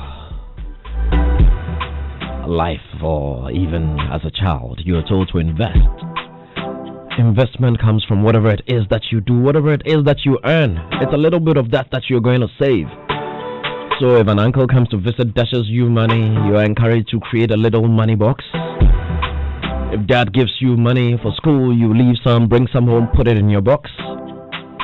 In the same way, when you start earning, you save money with the Social Security and National Insurance Trust. That's if you're in that kind of employment that gives you that opportunity to be able to get registered with them so you can save some money for your old age. Same way if you're a musician. One key place you can earn your upkeep is from the music rights organization GHAMRO. And as ShattaWale did say in that interview, he's not sent anybody to go collecting any monies on his behalf. So if somebody is collecting monies on his behalf with his name, just the fact that he is a musician, and these monies are being collected from barbers, from hairdressers, from chop bars, from restaurants, anywhere that music is used. I remember very well at my mother's funeral, a task force came to stop the DJ. And we had to pay money. Not saying it's not a good thing, it's a great thing. But it becomes a problem when the beneficiaries of those monies aren't getting their monies. And you hear a whole lot of them complain. Ghana Music Rights Organization is a royalties collection agency within Ghana. Represents the rights of music copyright holders. It was created under Section 49 of the. And if I'm wrong, Captain Abraham here would correct me. The agency collects royalties for all rights owners in Ghana. And before 2005, if I'm not mistaken, that function was operated by the Copyright Society of Ghana, COSGA. And trust me, if there's any organization that has faced criticism, especially regarding the transparency of the operations, it is this one. Presidency has changed from musician to musician. Kojoinchi was the last one before Rexoma, who currently leads the group. Well, this afternoon we are honored to have the one and only Captain Abraham, who is Chief Operations Officer, COO, at the Ghana Music Rights Organization. One may say, the Oga in charge. Captain Abraham, good afternoon again and welcome. Yeah, good afternoon, sir. Yes, sir. Yes, sir. I'm welcome. You're welcoming yourself. Yeah, I mean, it's an honor to have you. Yeah, and well, thank you also for inviting me. Yeah. So, has there been any resolution on the Asian matter that you're aware of? Has GHAMRO had to come in again? No, they failed to come forward. They didn't come. Yeah, we have done our part and we're waiting for them. But just as I told you, I believe that it's just a relationship gone sour. So they're trying to patch up in a way. I mean, so we're waiting for them. When the love is deep, you can patch it up. Of course, it's part of this business. So yeah. Give us a thorough break into the, just take us into GHAMRO. What are the aims and objectives? What have you been set up to do? What is GHAMRO there for? Well, thank you. I think that the first statement I will make, sometimes it may seem a bit controversial, but it is just to set the tone. Yeah. I believe that what is happening and in terms of people comments, their misgiving, the kind of new awareness and their concerns has more to do with misconception of what collective management is.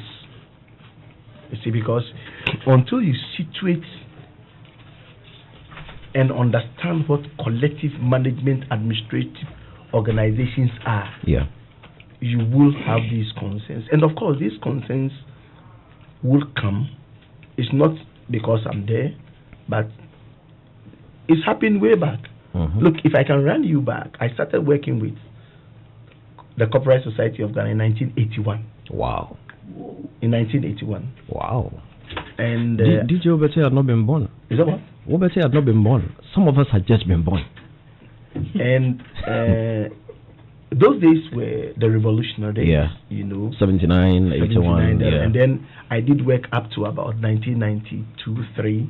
Then I resigned and left. I was not in Ghana. I was doing some consultancy elsewhere with some other organizations, and I came back in 2015. And I joined the society to help it set it up. But I believe that with this kind of background, the whole issue has to do with the misconception on collective management organization. In your intro is bringing me to laying the foundation, because you see, people, you said in your intro, you invest money, you do this, and the place it is not the 100% truth. As an artist, first let's set the tone. There's always a difference between the musician and the right owner. In any point of music, there's what we call IPI, interested person. So for any piece of music, and I've always used, with due respect to ShattaWale, I've always used his latest song with Sister Efia, and where ShattaWale did his part, Sister Ifya also did the start. Wait, hold on. Sarah. I'm confused. Sarah is not Sister Ifya. It is Ifya. There is Ifya and there is Sister Ifya. No. Yeah, so which one are you referring to? The one with Ifya or the one with Sister Ifya? Sinamenchen. Okay. So I'm right. Yes. Look, Charlie, I'm current too. Oh, we know. We just wanted clarity for the sake of the listeners. You see, this younger chap thinks I'm an old man, but because it's my business, it's part of it. You see, if you listen to that song, you can clearly see a play out, which for those people who listen to music is difficult for them to see, because at the end of the day, you want to consume that music. Sarkodie did a part, Sister Ifya did a part, then there was a part from Tunaminche, Mamindi Wunkomobi, and that part came from Papa Jansen. So you can clearly see that there is a writer, there is a composer, there is an adapted part of the song, just a piece, and there is also an executive producer, somebody who has invested into the project. There is a label running. There is a publishing company. However, if you put pen to book, many artists were involved in the project. But who is the owner of that work? So, when we talk about collective management, you are speaking strictly about right owners, not musicians. Most music right owners are musicians, but not all musicians are right owners. Let me paraphrase. All I'm trying to say is that somebody may play just a drum and get paid. He is a musician. He contributed to the work, but he does not own the work. So when you have that kind of scenario playing, there is a law, the corporate law, the one that you did refer to, the Act 690, Section 5 of the law says that it is only the right owner who has exclusive right, one, to communicate, to broadcast, to translate, to modify, to duplicate, to do all sort of acts. We call that right economic right. So if you are not the owner of a car, you can't drive that car. So if you want to make use of that car, obviously it means that you need permission. Now, that is where GHAMRO comes in. Can you imagine that multimedia, PCFM and all the other network, they want to broadcast music and they want to, take some works from somebody. So early in the morning, you go to Uncle Ken. He has a piece of music. You go to Sadiq, and Sadiq also has a piece. Now you have to run through various artists to get their permission. So in order to simplify it, the state enables a legislation and then an ally saying that all of you assign your right to one organization, so that organization professionally can establish structures and systems to deal with how to license the work to the user. So GHAMRO is only a collective management organization that collects, number one, and distributes to the right owner. So the key point with GHAMRO operation is that who are the members of GHAMRO? That has become the talk of the town. That is the key issue. Who are the members?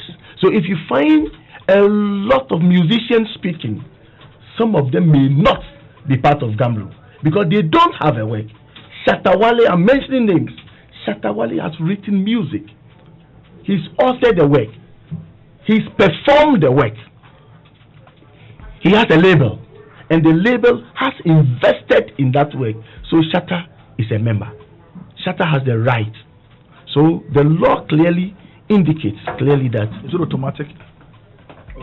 No, we'll come to that. I wanted him to land first. Yes, so I'm landing. So basically, the society as GHAMRO is only being set up to collect and distribute. That does not mean that the right owners or musicians don't have other streams of revenue. What we are talking about has to do with what we call performing rights. The rights to perform this music in public. Performing rights under the law is clear. The right to performance of the music, the right to broadcast, the right to communicate the music to the public, performing rights. And there is also what we call mechanical rights, the right to create mechanics of making duplications, reproductions of the work. So of course, if GHAMRO is not making the so if let me take it to the lowest point where people can understand where it is. You author a new work, and this is the work, and this is the master. You want to duplicate more copies and sell those songs. You do it yourself. You understand? That is the mechanics of duplicating it your way. If somebody wants you to perform the music in public, you take a contract and you charge upfront for your physical appearance, and you take the money yourself. Many of the young artists and young rights owners, they are licensing their works on platforms. They are doing it directly with the owners of the platform, Spotify, Deezer, that. So GHAMRO doesn't come in. So when people aggregate their work and give it to a content provider, they do it directly. GHAMRO business is limited, and it is purely by regulation. And the regulation is very clear. You can collect, and you collect from places where there is public performance, broadcasting, communication to the public, and you set up a system of how you will distribute, and you are limited to only 30%. So it's simple. There's only a simple question, where how much is GHAMRO collecting? What is the system in place to distribute? How are distributing conducted? That's it. Interesting. You've answered like 5 questions of mine already, but Sadiq went somewhere which you didn't touch on. So you collect on behalf of musicians who have authored works. Yes, so rights owners. Rights owners, exactly. These are rights owners. Now, I think his question was, is it automatic, which means, so I have authored works, but I haven't registered with GHAMRO. Do I still have money with GHAMRO? Of course, because as we say today, the Ghana Music Rights Organization is the only music, you see, that plays back to the days of COSGA under the PNDC Lower 10. Yeah. It was an umbrella society set up for music, literary, for audiovisual, and phonogram producers. Exactly. Kind of thing. Now, in 2012, it was broken. I mean, the law was repealed, and then a new act came into being. In that act, what the state did was to license 3 different organizations: GHAMRO for music, ASOC for audiovisuals, Copy Ghana for the literary works. Yeah. So GHAMRO is limited only. So as we say today, GHAMRO is the only collecting society with the right and authority to go out there and collect royalties from users, aggregate it, set up system, and distribute to those whose works have been used, not for musicians, because the musicians, greater majority of them belong to the Musician Union of Ghana. It's a welfare association, and that is it. When you say those whose works have been used, exactly what do you mean? Okay, today, Rhythm A to Z. Showbiz A to Z. Showbiz A to Z. If for that at all, you've played ShattaWale. Yes. Shatta's song. Yes. So Shatta, as a right owner, his work is being performed. So if GHAMRO picks 10 CDs from multimedia, Shatta is due for royalties because you have performed. So if we can use multimedia, I mean, that will be the base of comfort. Hits FM, Adom FM, and all the other platforms. Asampa, all of them. Yes, including the fact that now you are streaming live. So streaming is also public performance in another perspective. So if multimedia is being charged, you should be charged for performing rights. You should be charged for broadcasting. You should be charged for communicating to the public. You should be charged for streaming. You should be charged for sound recording rights. So if the charge is coming, it should come from through. So you should get an invoice for 4 different, but you put all together. But the truth is that we also have the media industry coming. They are not yet up there, so it's not so easy to charge them for all this, but you have to work with them, and as they promote, they help the artists, they are also part of the industry, and they use that content. They also make due payments. Interesting. So you happen to be here today, or maybe you're sitting in your car, or you were in your car on your way here. So you happen to hear that we played ShattaWale. Yeah. At GHAMRO offices, is there a system in place that is scanning all the media houses in Ghana to know what's playing where, when, to know whose song is being used? That was the word you used. Used. Is there a system that GHAMRO has? No. So how do you know whose song has been used or not used? Yeah, good. So that is where the play out starts. When you come into the field of collective management, you have what we call monitoring systems. The cost of monitoring system, no CMO can. It costs approximately about $500,000. Yeah. To just monitor only about 100 radio networks, because it's a huge capital. So they are normally third-party services. Yeah. SaaS. Yeah. That's what they call it. So you get yes, kind of agreement. Exactly. So you get company like DMAT, AF Stereo. Years back, I mean, I think a year back there was this company called Kisima. They were making briefs, you know, and then good music. Good music. You understand? Yeah. Look, and today I'm not taking anything from there, and I'm happy because I just learned that good music has up their game, and they are very. We met good music, and we met Kisima, and then when we sat down, they didn't have. And I love that guy from Good Music. Yeah, the Good Music guy is very. I mean, he's just honest. Yeah. When he said, they came and said, we want to monitor music, and said, okay, we are happy, thank God, that we can partner with you. But after the discussion, and they went through the assignment of rights, the IPs, Good Music said, this one, it will cost me my lifetime, all my investment, I can't. And quickly, then Kisima said, we can start something. They did that for 3 months, and they quickly closed up. They said, no, we can't.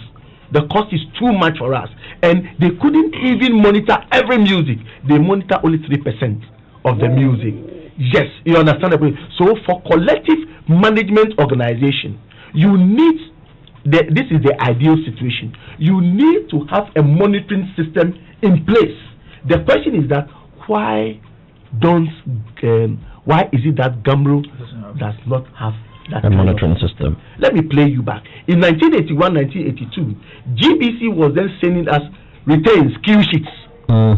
You understand the point? And GBC paid the first royalty of 3 million cedis in 1982 or 83. In relation to the Q sheets? Yes, in relation to the Q sheets. So you had Q sheets coming from all. In fact, Uncle Ken is here, so I want to use him. Even in those days, because it was COSGA, these groups and associations that were doing video, they were showing videos. They would even bring you returns of the films that they screen, and it was on the basis of that money was shared for. I mean, those in the audiovisual, and then those, and they will even tell you that on Rambo, these are the music that was used, and money was being sent then to PRN, to UK, because that was then a purely manual approach. So currently, it means there is no system that monitors the songs that are being used as you used it. I like to use used because I pick it from you. Yes, used. Yes. So there is no monitoring system. So we do not know, as we sit here, we do not know the songs that are being played on, say, Accra FM, Peace FM, a music video that's showing on GH1, Foresight. We're not aware. There is no monitoring system. We listen to the music, we see the pictures, visuals, but there is no monitoring system. So how do you determine who should get what? You are running ahead of the pack. Stay with the pack. I'm with the pack. The scenario let's learn from the other countries that have progressed in this way. This is how they play out in the administration. For every society, the first 3 years of operation, no royalty is shared. No, that is the norm and rule with collective management organization worldwide. So Google and check CISAC. CISAC is the mother association like FIFA. The reason why you don't share royalties is that before you start sharing royalties, you need to put in the system of making sure that you have a metadata. When you get the metadata, you set your IPs, you set your ISRC codes.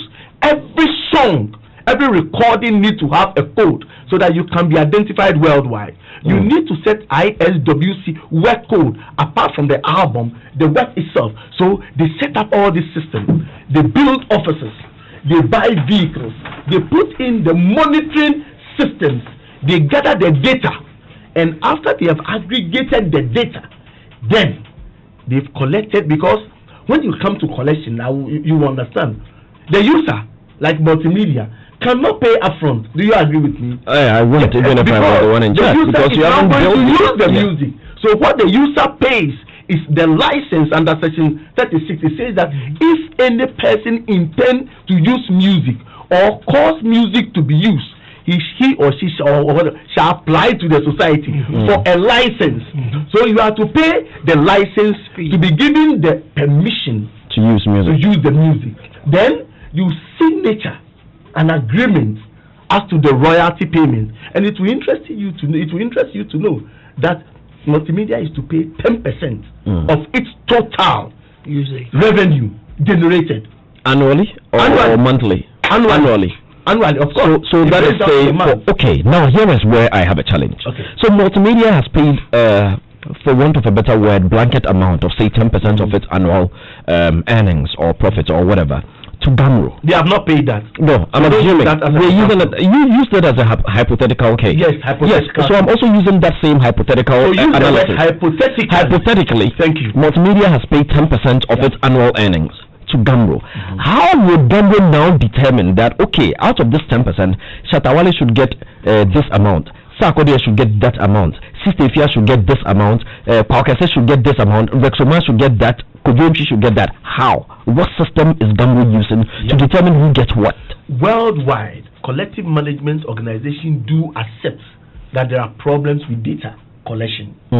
And for just the change of one little, maybe the missing of one letter, the whole metadata can change. Because there is somebody who just wrote the lyrics.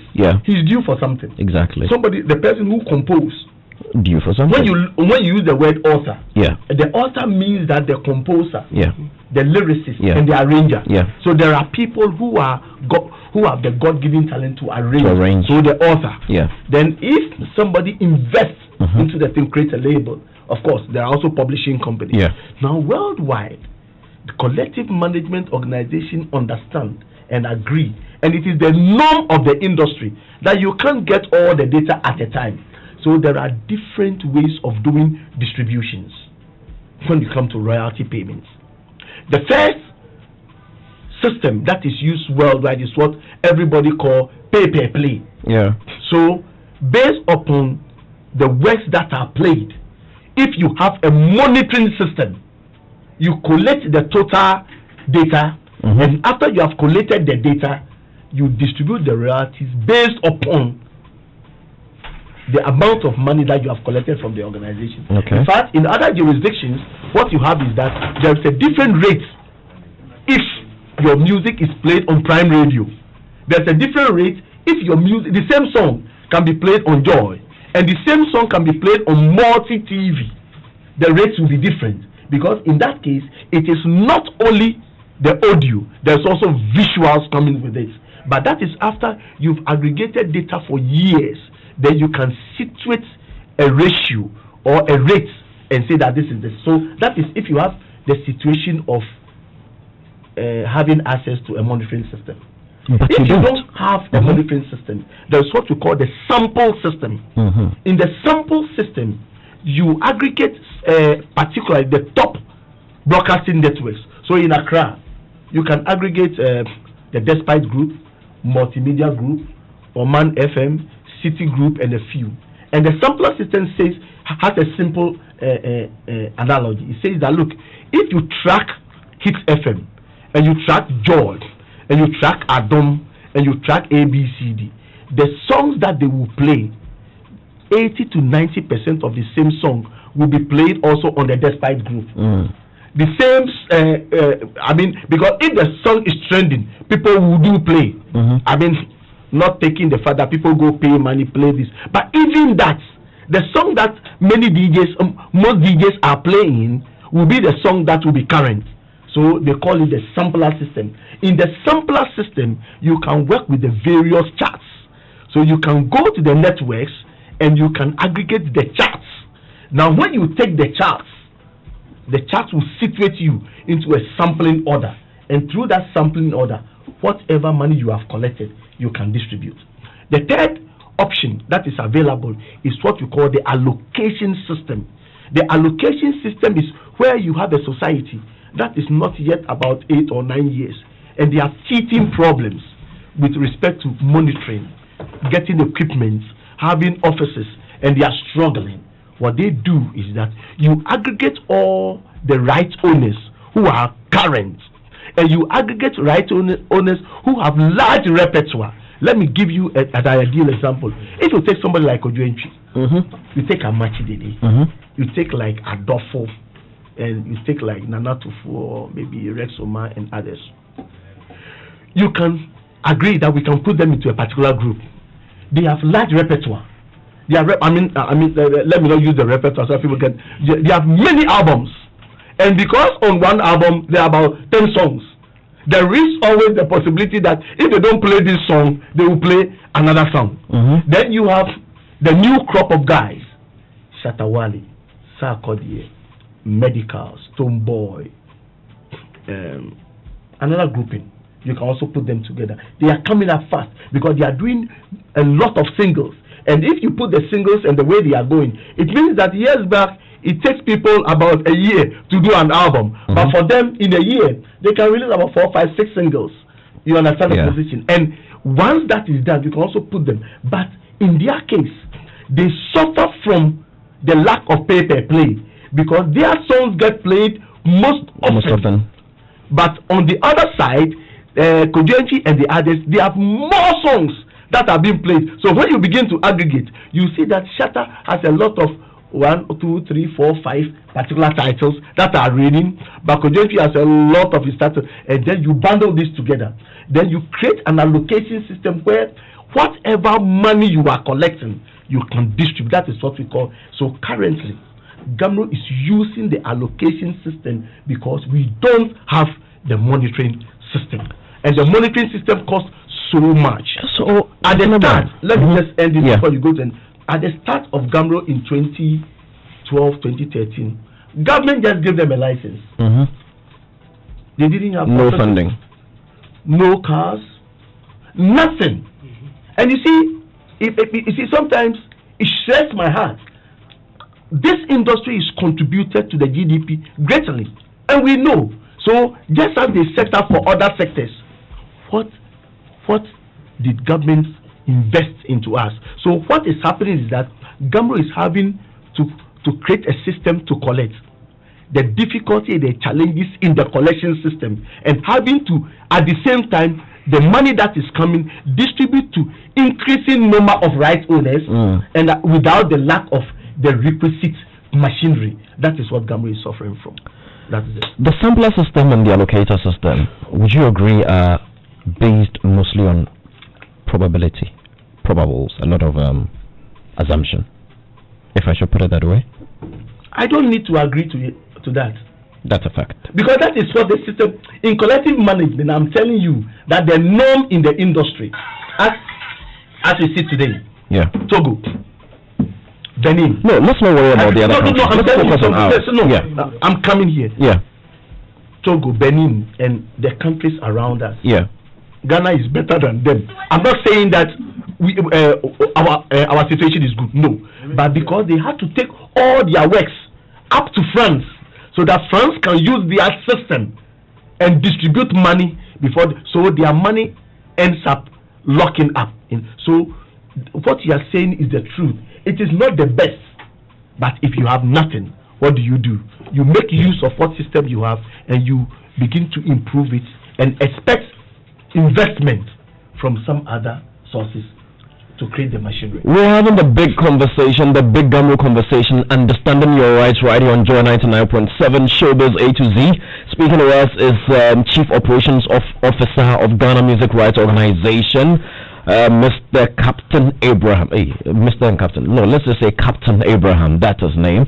In the studios, I've got Sadiq Abdullah Abu and Uncle Kennedy. I think it's a good time to bring them in. Uncle Ken, Captain Abraham is here. I still have a lot. Drop something before they add, okay, so that they can add it to their. The greatest difficulty is that people think about collections and royalty as if when you go to multimedia they get the money for you. No, this network are also using the music, and what you give them is what we call blanket license, because they can't come to you early in the morning and tell you that we are going to play this kind of music. So what happens with royalty collection is that it is a 1 year round system.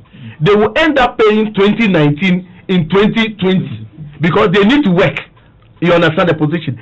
Sign an agreement. Now by the time you get to 2020, the value of that money is, but at the same time in that current year you need to distribute. So please, you can just then go ahead. These are the challenges that we face. Again, let me start from you before I go to Sadiq. These problems have existed for a long time. Yeah. And very costly, intensive to try and combat the problem. You know, especially when it comes to monitoring the usage of music by the stations, and then you have the drinking bars and all. In the past, that's where you made most of your collections. Yeah, sure. These bars and spinners. Yes, spinners. Yeah, and the like. Restaurants, shops. Yeah. These days, malls are. They were easier to get to, and educate and ask them to pay for the usage. The radio stations have always been a problem because of the logging. A huge problem. Huge problem. And like he rightly said, I mean, that is why they introduced the blanket. The blanket levy state, aspect of it, whereby you negotiate with the station and say within this particular year, we envisage that you would use music to this level. GHAMRO, as they are supposed to be policing works of outsiders, musical works of people outside Ghana. Yeah. They are supposed to. And yes, because they are aligned to most of the other societies worldwide. And I always shudder to think that if they do these blanket things, what happens if, for instance, somebody comes from out there to claim music? How will they be able to appropriate exactly what the person or the entity should get? Okay. So it adds to the problems that they're having, and that is why I was pleasantly surprised or happy when I heard in the new Patriotic Party's manifesto that they were going to be keen on helping to establish the monitoring system. That's right. Because it is capital intensive and it needs help from government.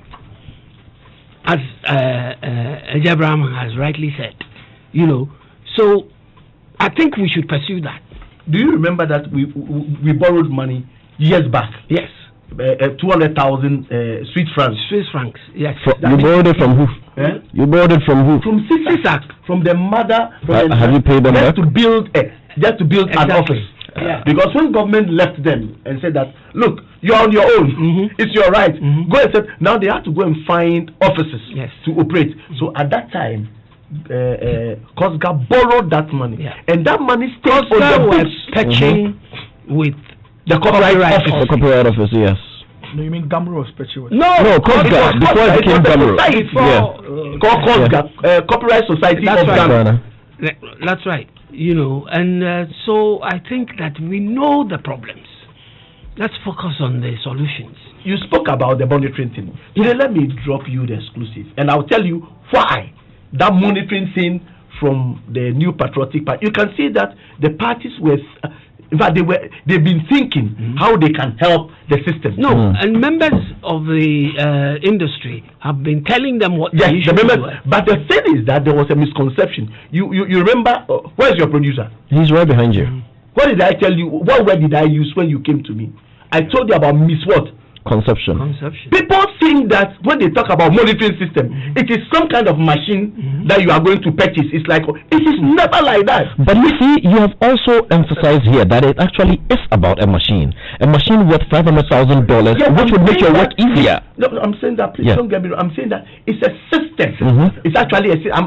I'm using this word interchangeably so that it's not like one machine that you are going to buy a computer and it is monitoring everything. No, they are going to set up a system with a software. Recently, I'll just give you this recent. So the parties when they come on board and they realize that no, it is not like 50,000 something or 100,000 something. Then suddenly they shudder away. So I believe that at the time that they were talking about the monitoring system pushed by industry players, they thought that a machine we can go and buy. But suddenly when they realize that it is a complete system and you have to be paying about $80,000 a month to license, how much are you collecting? So that is one of the greatest problems that we have, lack of support, lack of the foundation investment into GHAMRO. So right owners and music right owners now, they are fending for themselves.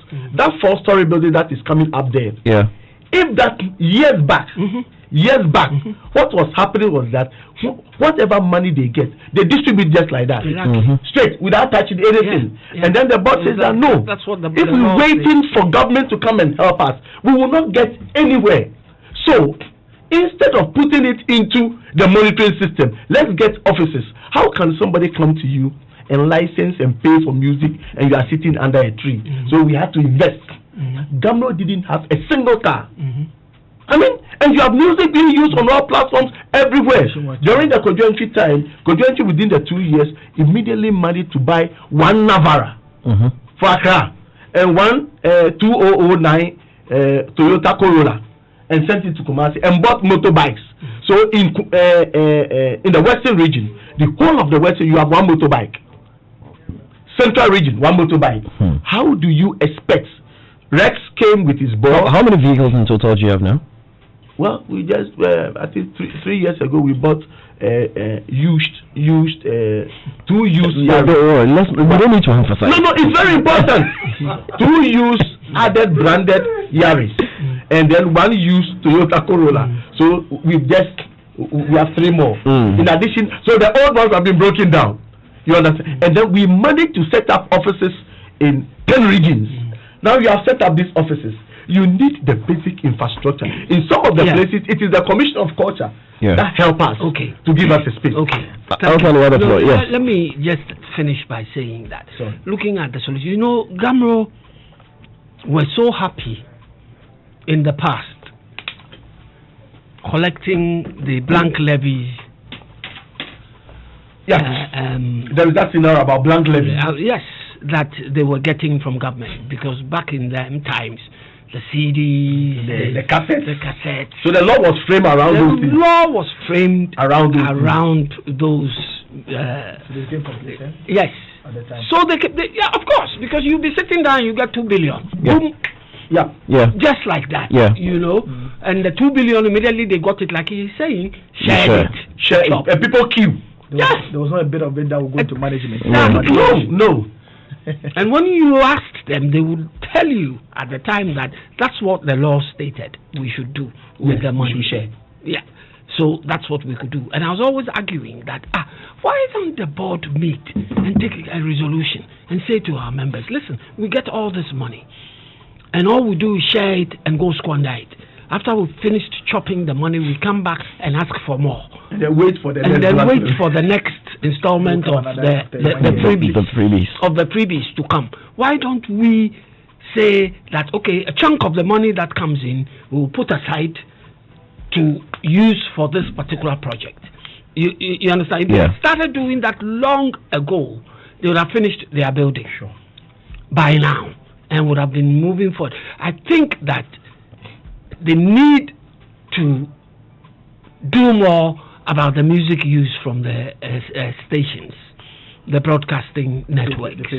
Yes, and be able to gather enough money there as well, because right now the levies matter is dwindling. There's no more coming. It's dwindling. No, it's not really.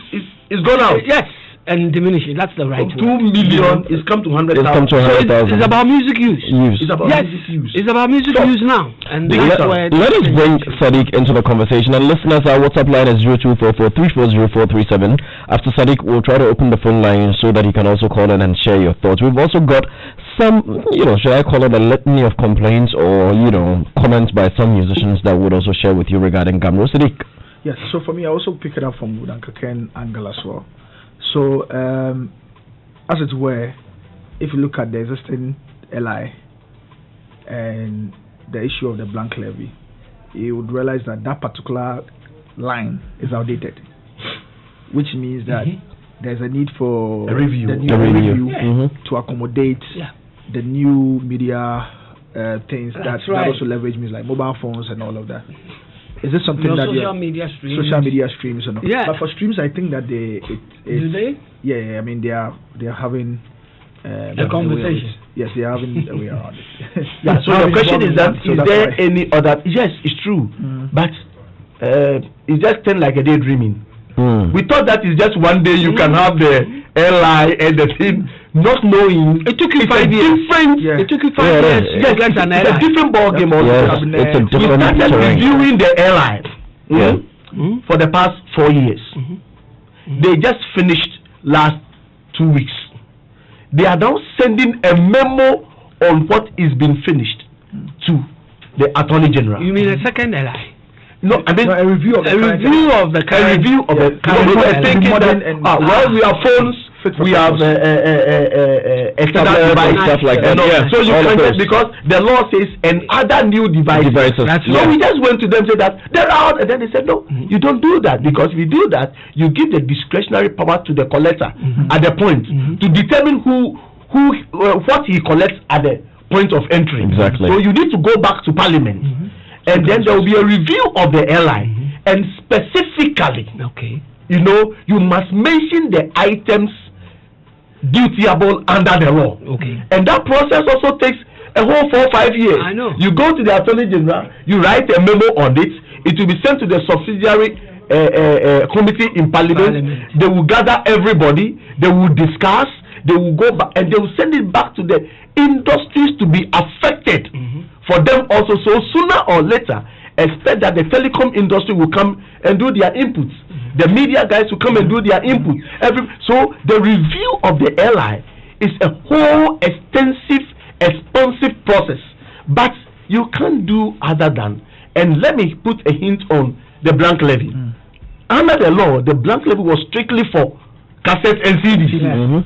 So when the new system started developing, the industry didn't catch up very quickly. Yes.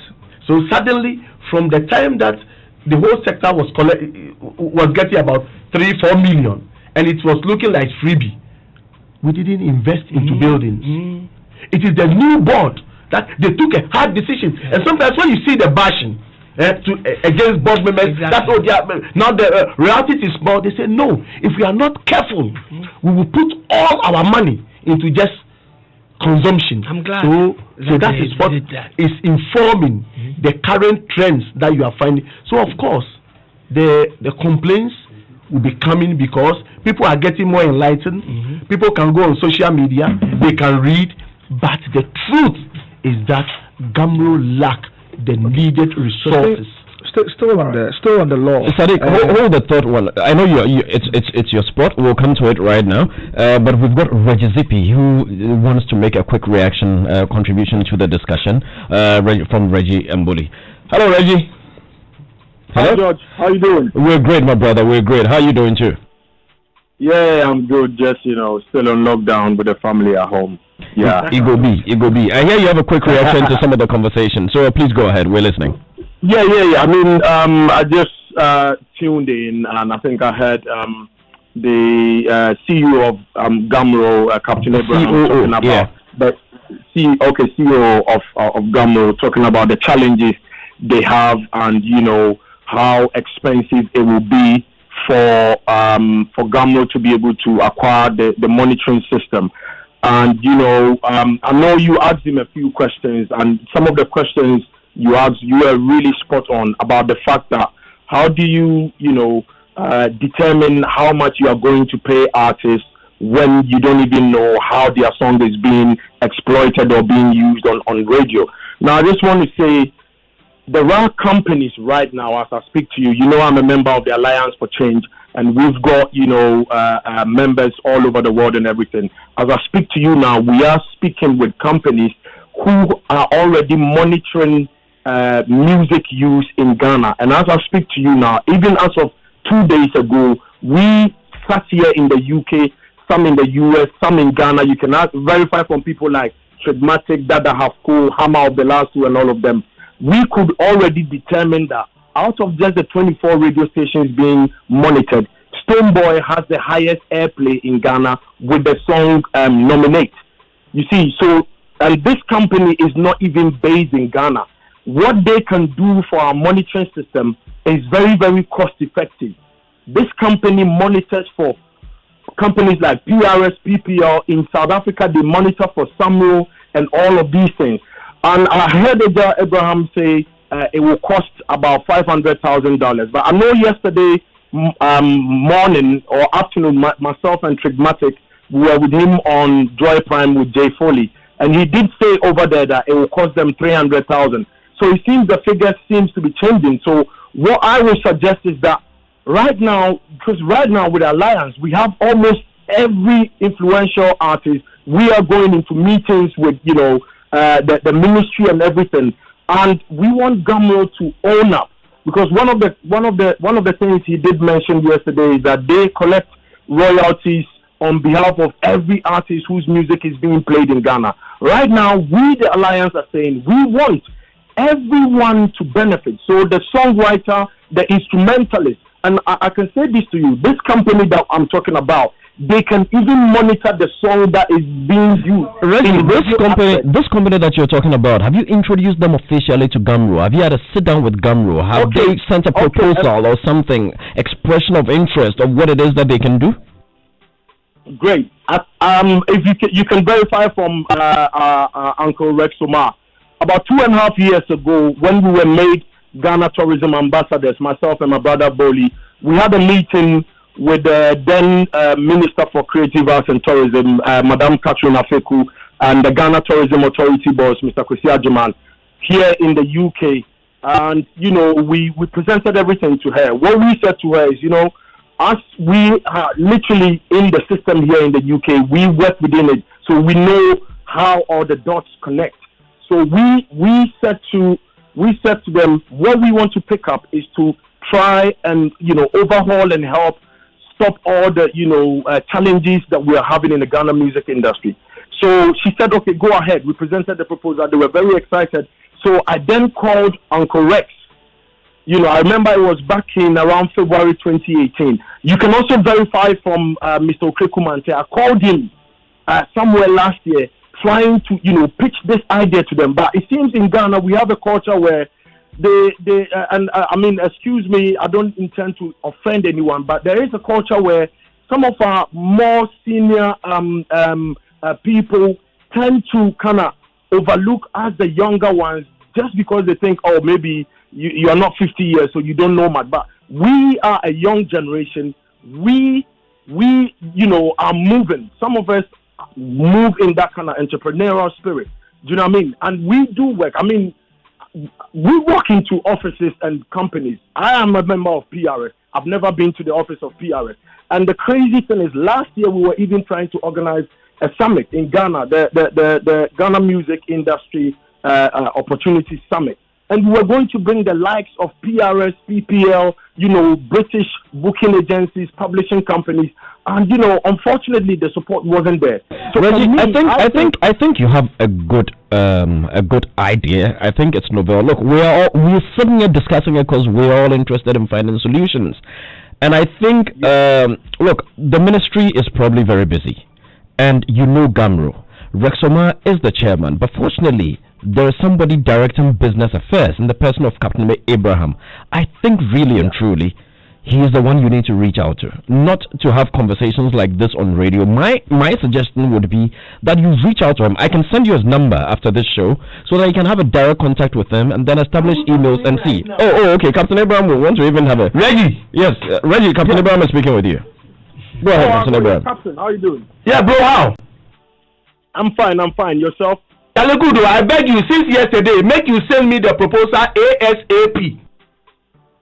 Okay. If immediately I get out of the studio with the directors of my email, then the moment you bring it to me, then I will look and do the evaluation, then go through the due processes, and then a demo will be established before board members.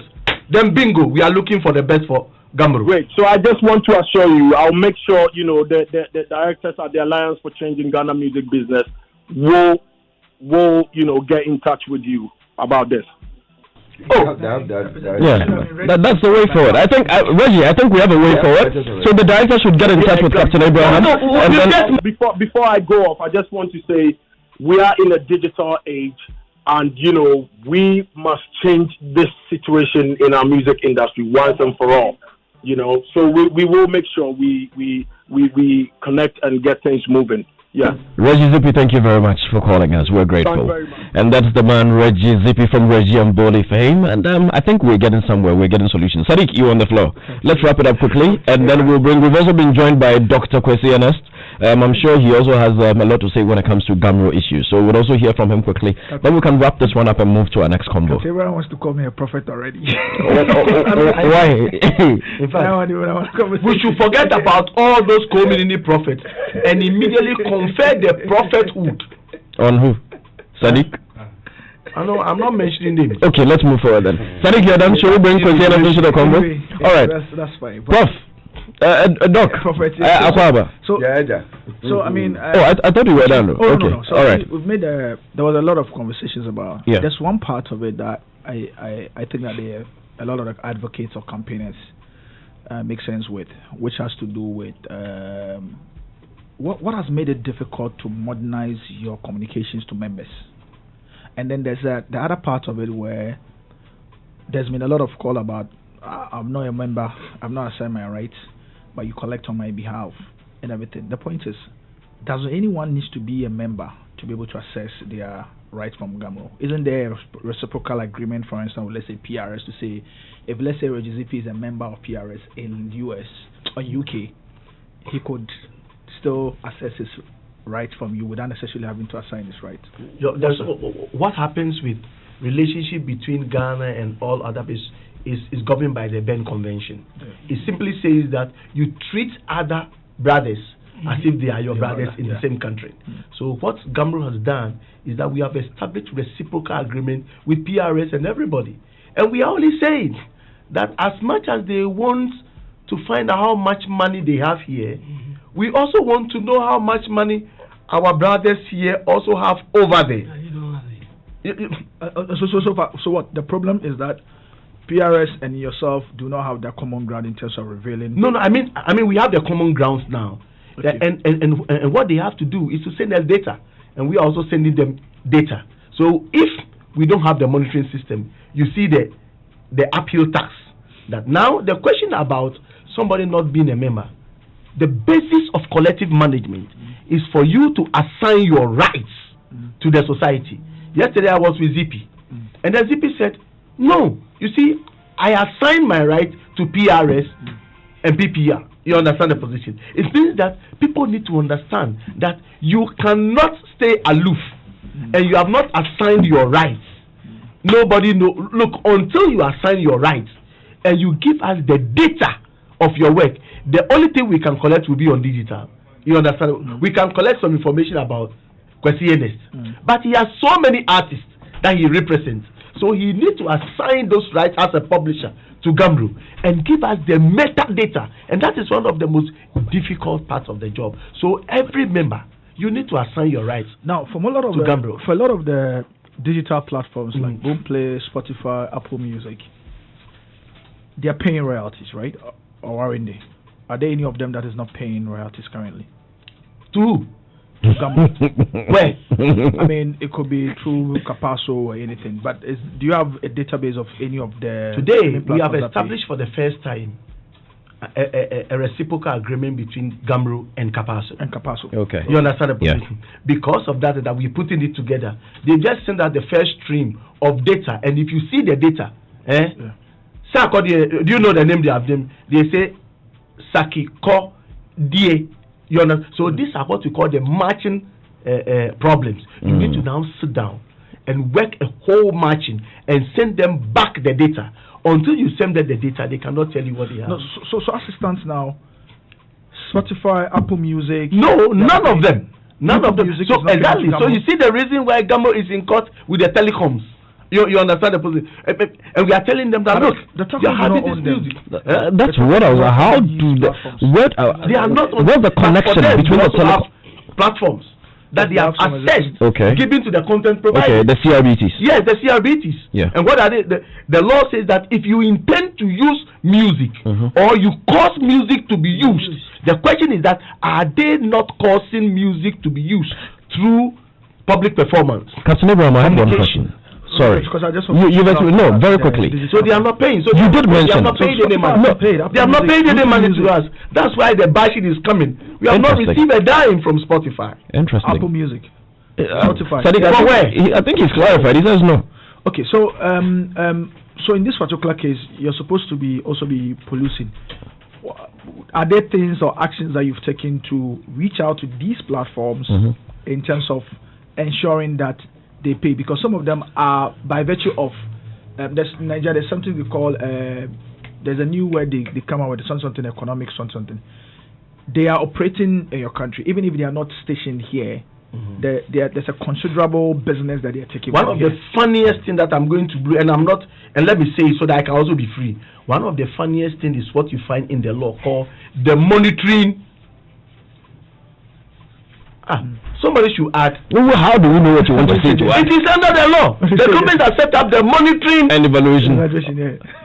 The monitoring, and they are under government, and they have a duty as to whoever works within this space. You understand? Look, which organization do they sit in? Under the Copyright Office. Okay. Because government funds them, and what percentage? 6% of the blank levy is taken and given to the Copyright Office. So they have the monitoring team, and their role is spelled out clearly. So what is happening to GHAMRO is that GHAMRO is being born as a baby. It's left without Pioto. It's working in town without going to school, and is fending for itself, and is sleeping on the street, and people are seeing him, and they are enjoying GHAMRO's Where does music. the revenues come from now, currently? Revenues coming from blank levy. Blank levy is shrink from 2 million to 175. Broadcasting collections, the numbers of broadcasting networks have increased from 276 to 358. Government do not have any liaison with GHAMRO. They just license them. Digital radio TV networks are streaming, and they are not under any law. You don't need any law to set up those networks. You understand the position? You are left in the catch, in the cold.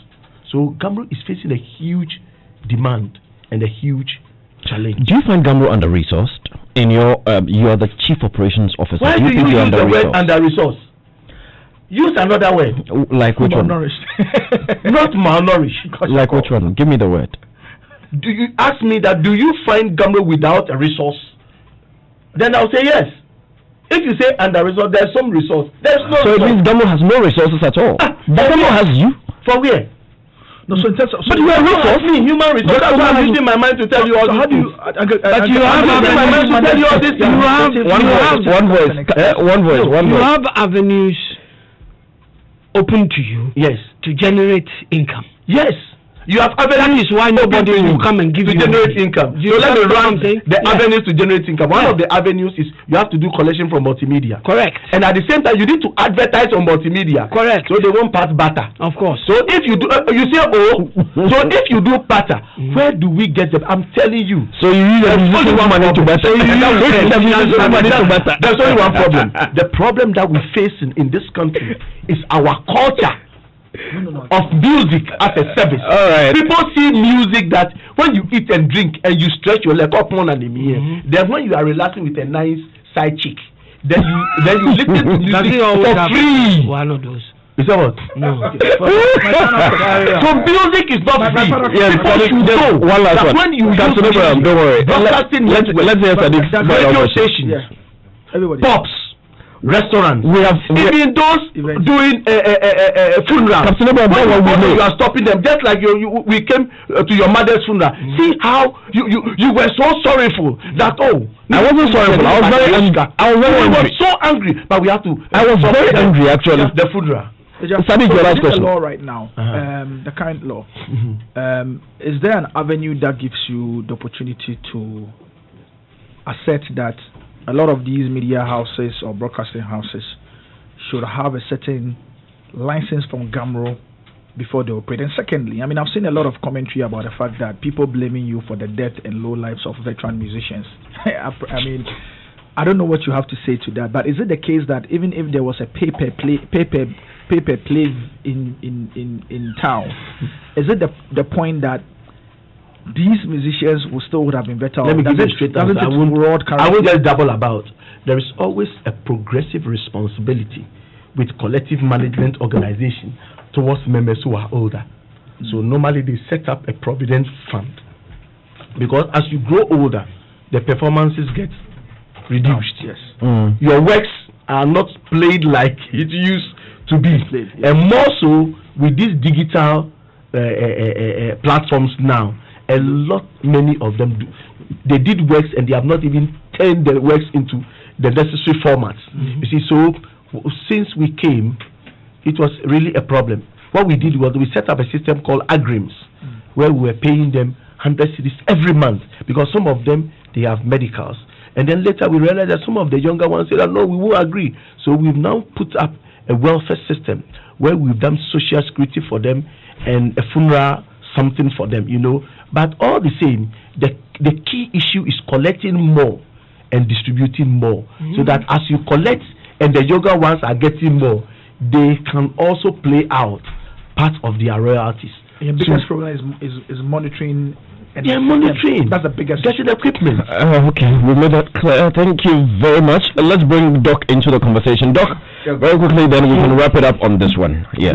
No. Doc first. We haven't heard from Doc. Let's hear from Doc on this one before you can go. Yeah. So George, as a young publisher, one of my joy was to have an opportunity to serve on the GHAMRO board, and fortunately I had the privilege and I was elected onto the board to become a board member.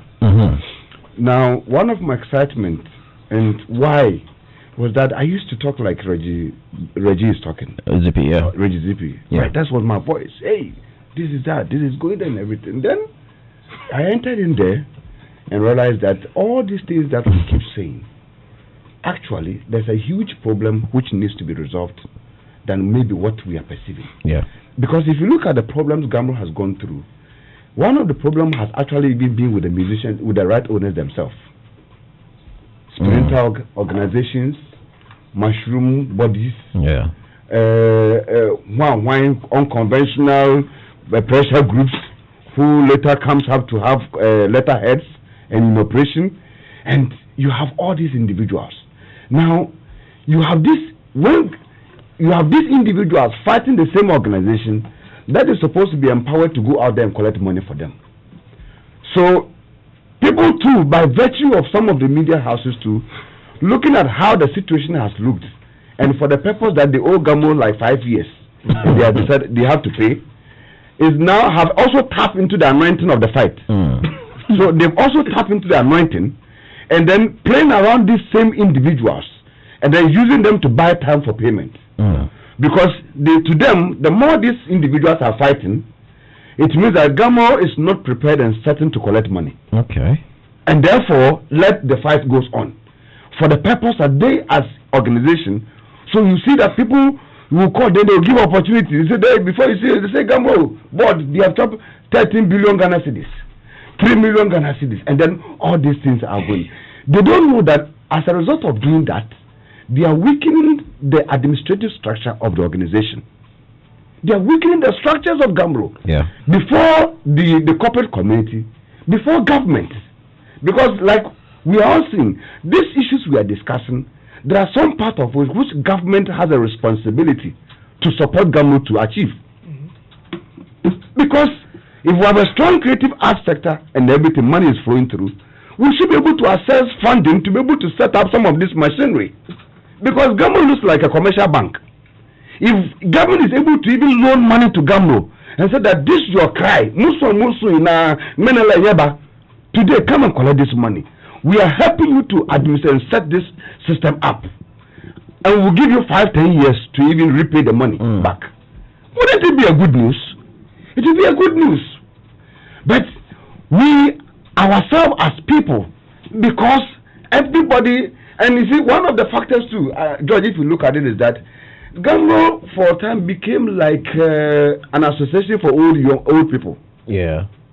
Uncle, that is how GHAMRO was perceived.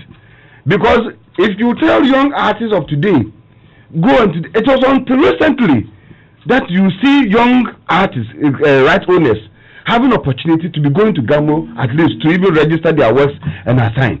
But when you tell them, they say, oh, GHAMRO is carried there, 100 Ghana cedis, 200, and all that. So the right owners themselves were not seeing GHAMRO as their future bedrock until they get to 40-50 years and they are no more recording.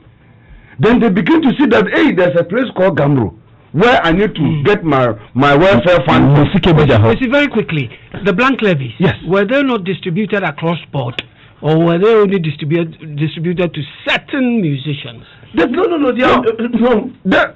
GHAMRO system is all about by government. The government. No. He's not making reference to who collects it. He's making reference to how it is shared and to who.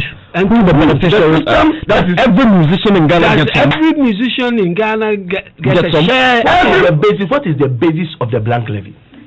The basis of the blank levy is that government instituted 20% levy at the border on blanks. That's right. With the idea that these blanks, when they are brought into the country, will be used to pirate music of right owners. Exactly. So if you are not a right owner, who is going to pirate you? So that's the answer. No, so it means that it means that not all musicians. Not all musicians. Okay. But it's only musicians who are right owners. So So I'm saying that there's also a bit of maybe public administration, and which I'm very grateful for this platform given to CEO to do this.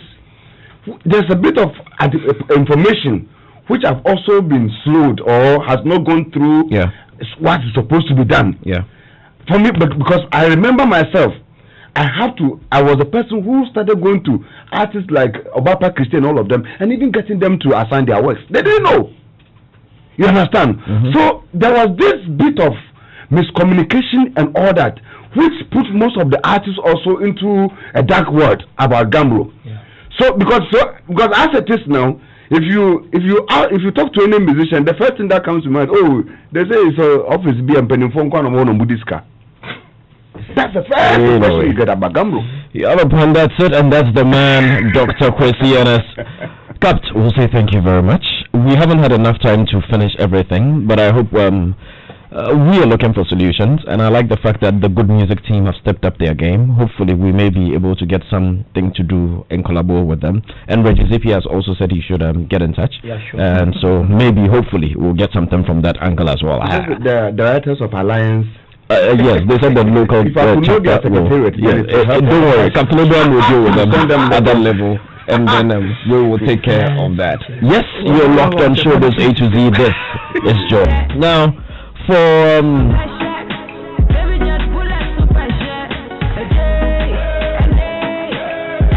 2 CD 17 plus words, you can call all other network all day plus free 50 megabytes of data. So who is it you love talking to? Is it your mom, dad, sister, brother, or that special somebody? Just keep talking all day every Sunday with MTN Sunday Special. Send yes to MTN short code 5050 to sign up on MTN. That's why we got together. We day for you everywhere you go. Want to get access to the new Joy News TV, to the new Joy Learning channel on Multi TV, or are you having any challenges with your Multi TV box? Just contact Multi TV for assistance on 0244 340415 or 0244 340424 0302 226 Multi TV, just thrills. For the shield you've always been in times of trouble, for the love and affection that you've always portrayed, for the stern yet essential admonishment you gave when we faltered, for pointing us in the right direction when we strayed, we say thank you, Dad. Pamper your dad with our special Father's Day package and enjoy 1 month free subscription on the Graphic News Plus app for 250 Ghana cedis only. Partnered by Lisa Hotel, Silverstar and 8EL. Proudly brought to you by the Mirror, Ghana's most popular weekend paper and graphic courier. So fast, so easy. And your weekend viewing on Joy News got exciting. Book a seat and enjoy the new lifestyle programming that gives you a perspective on everything and anything. Outlook explores the beautiful culture, beautiful art forms, intriguing fashion, and incredible cuisine. Outlook premieres on Sunday, June 14th, 4 p.m. on Joy News on digital television, Multi TV, DSTV channel 421, Go TV channel 144, and on YouTube. You don't want to miss that, trust me. It's with the one and only Na Ajele Doku. How you doing, girl? Now, in the current era of football drought, StarTimes brings you live matches in HD from the German Bundesliga. Watch all the live games of the Bundesliga in high definition only on StarTimes from Sunday, May 16th till June 27th. Stay safe at home with StarTimes for the best from the world of football. Get the StarTimes full kit, decoder, dish, cable, and LNB. Plus 1 month free subscription bouquet for only 140 cedis and enjoy. Pay your monthly subscription from as low as 20 Ghana cedis from the comfort of your home with our new USDD code *1010# for MTN and Vodafone users *389 *9# for all network and *170# for MTN users only, as well as StarTimes on app, MTN Momo and StarTimes dealers across the country. Call our hotline 0242 437 888 for assistance or reach us on WhatsApp number 055 351 1993. StarTimes, enjoy digital life. Do you still have your school uniform? Then you might want to be interested in this one. It's time to have fun with that uniform, you know. Take a beautiful picture of yourself in your school uniform from home. Post that picture and tag us at Joy_Learning_TV #uniform challenge. Once that's done, you could win the bragging rights of the school with the finest uniform, as well as the best dressed student title, and be acknowledged on all our social media handles. On Joy Learning TV, all students are cautioned to stay off this, but if you still have it, hey, you can flaunt it. Joy Learning, keep learning.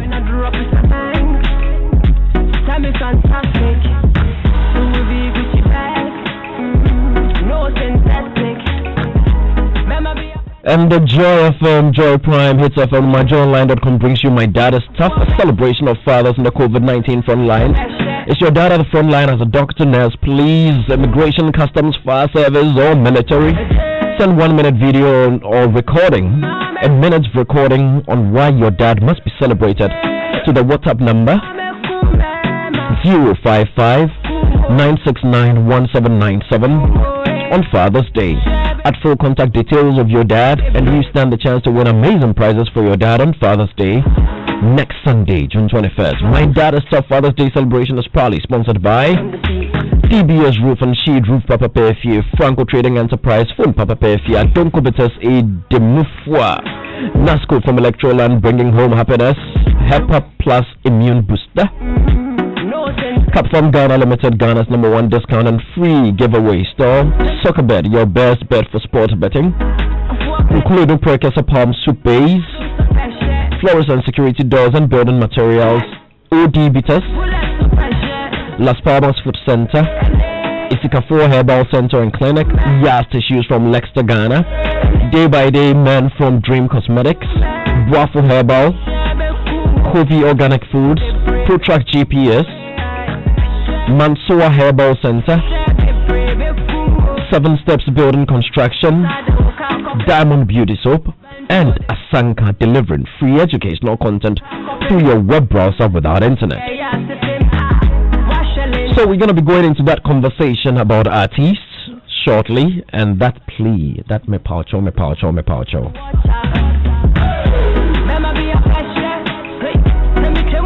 The station is Joy 99.7 FM, and of course this is Showbiz A to Z. Few messages as we see musicians flaunt money a lot on social media. Why not have some musicians invest in the monitoring software needed in return for a profit share from other musicians for a period till they recoup their investment, working like a private partnership? That's from Anna Nelson in the UK. Desmond of Ghana National Fire Service wishes his mother Catherine Awogani a happy birthday tomorrow, 14 June. It's funny about copyright in Ghana. In UK, radio stations have their playlist, Ask Uncle Ken. So why don't they go by this process so they can monitor the radio stations? That's from Seth in London. Happy birthday to my one and only sister Edwina Padikwo Awate by your lovely brother Emmanuel Nilate. Love you more. Another banger, Ghana, bye-bye, bye-bye. Showbiz A to Z.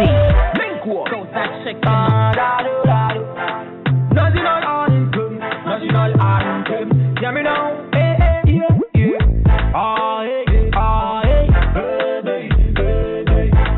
see we the fast and pray,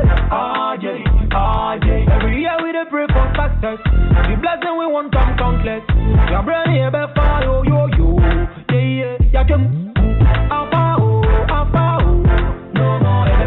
and the man who hears Article Wan, and we have him on the phone lines to help us get it straight into our next convo.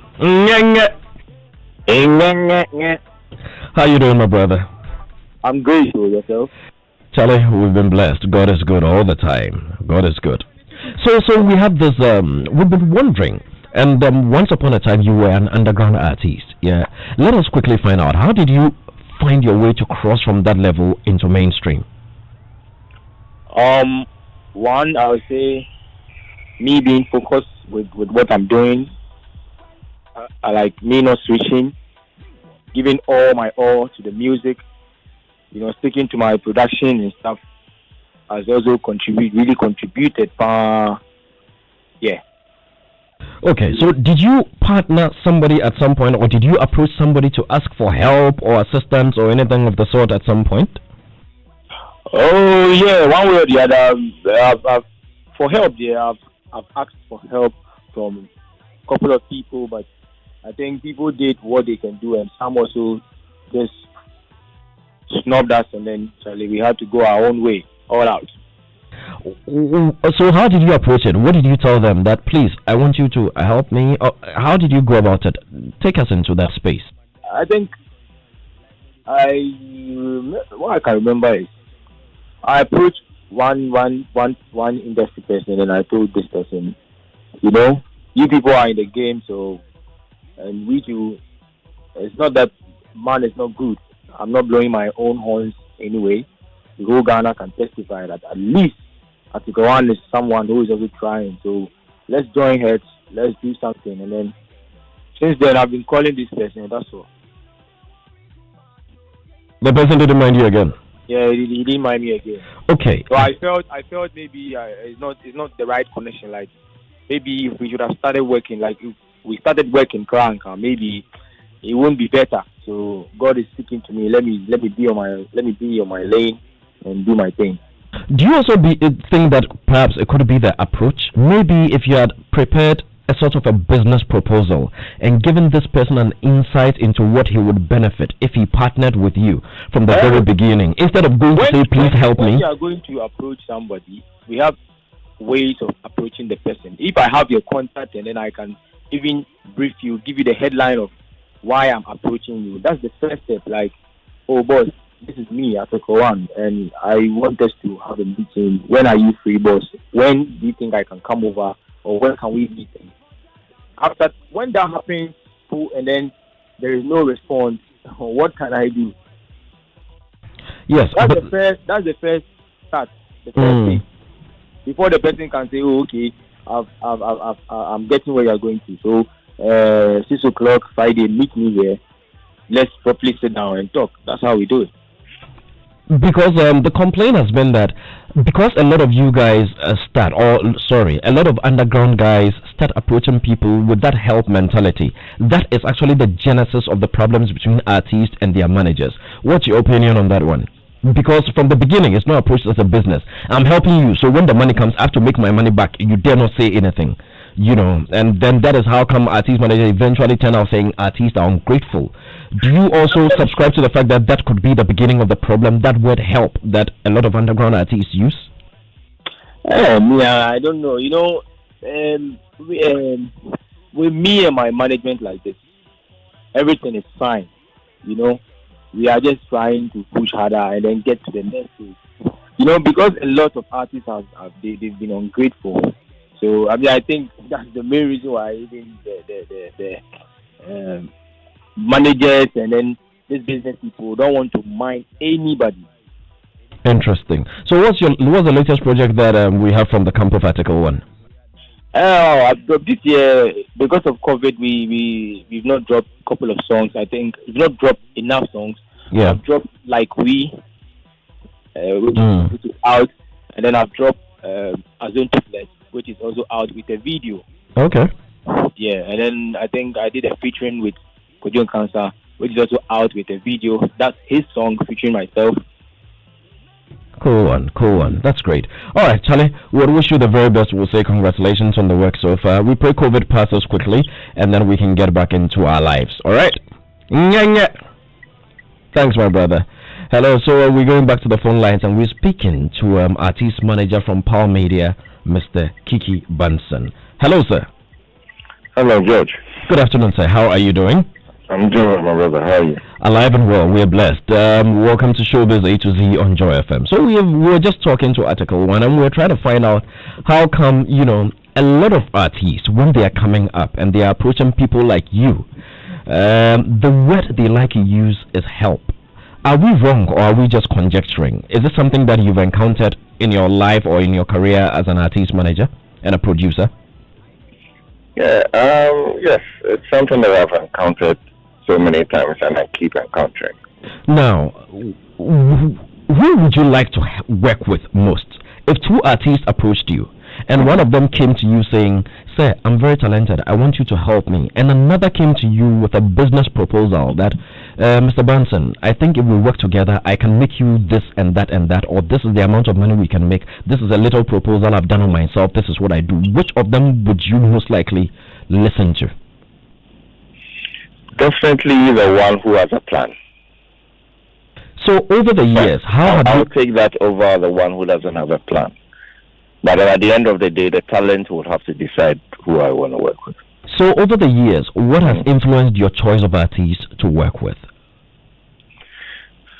The most important thing for me has been the artist's ability to see into the future and what their dreams are. If you come to me and your roof is your limit, I won't be interested. But if you come to me and really and truly beyond the sky is what is your limit, your personal limit, then I'll be interested.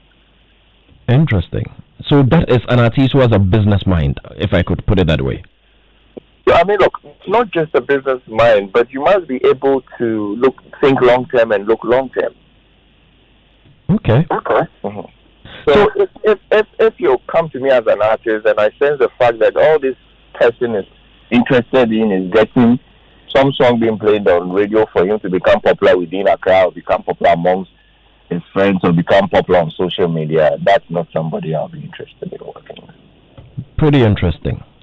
How about that scenario where for those who approach you and say, I want you to help me, and the business or the engagement starts on that help notion, that help principle, that help idea, that is what eventually leads to problems between management and artists. Is it real or is it just conjecture?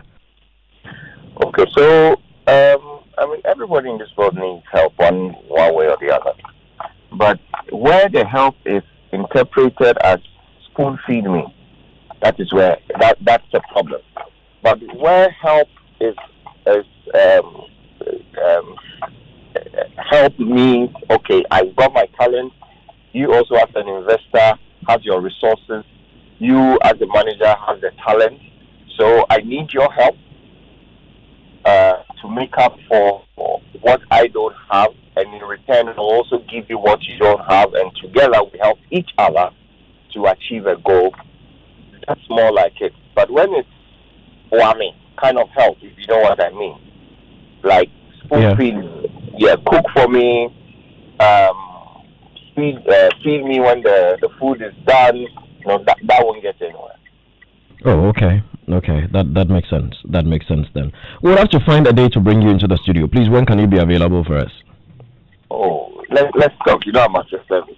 I will need your help to bring you into the studio. What kind of help? The Buame help to bring you into the studio. Christiana is here. He wants to say hello. Doc, go ahead. Open and close. Go ahead, Doc. Hey, wow. Ages. Open and close. How are you doing? I'm fine, sir. How are you? Is that the name, Mr. Open and Close? So we have our own term. Open and Close. Okay. Mr. Banson, also thank you very much. Charlie, do have a good one.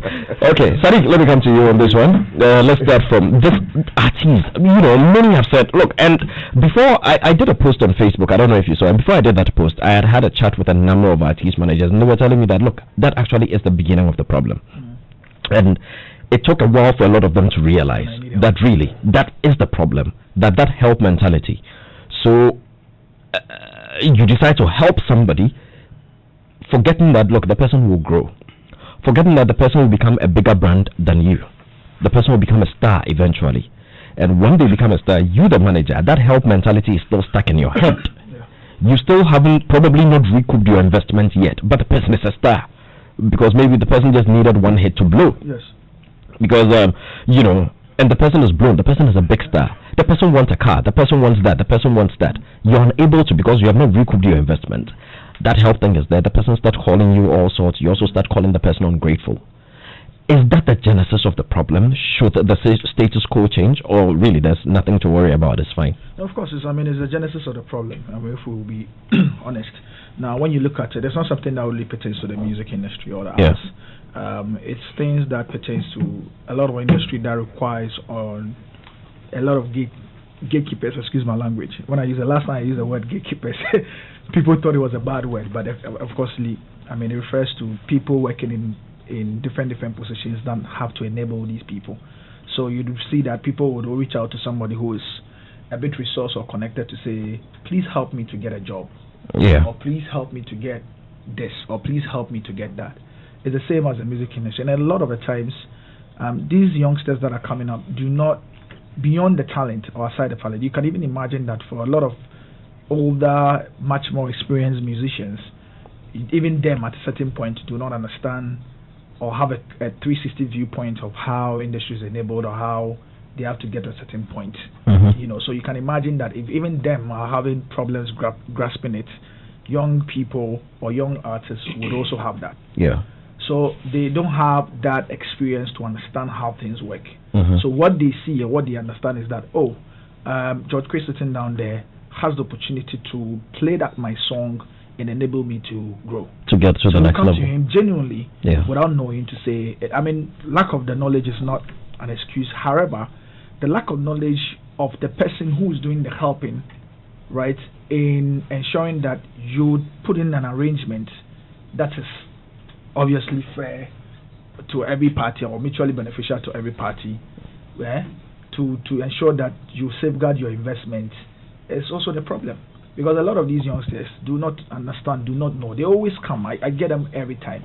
So sometimes, for me, I'm very honest to them to say, look, I'm not interested in talent management at this point. This is how I can help. And for me, the help is just free.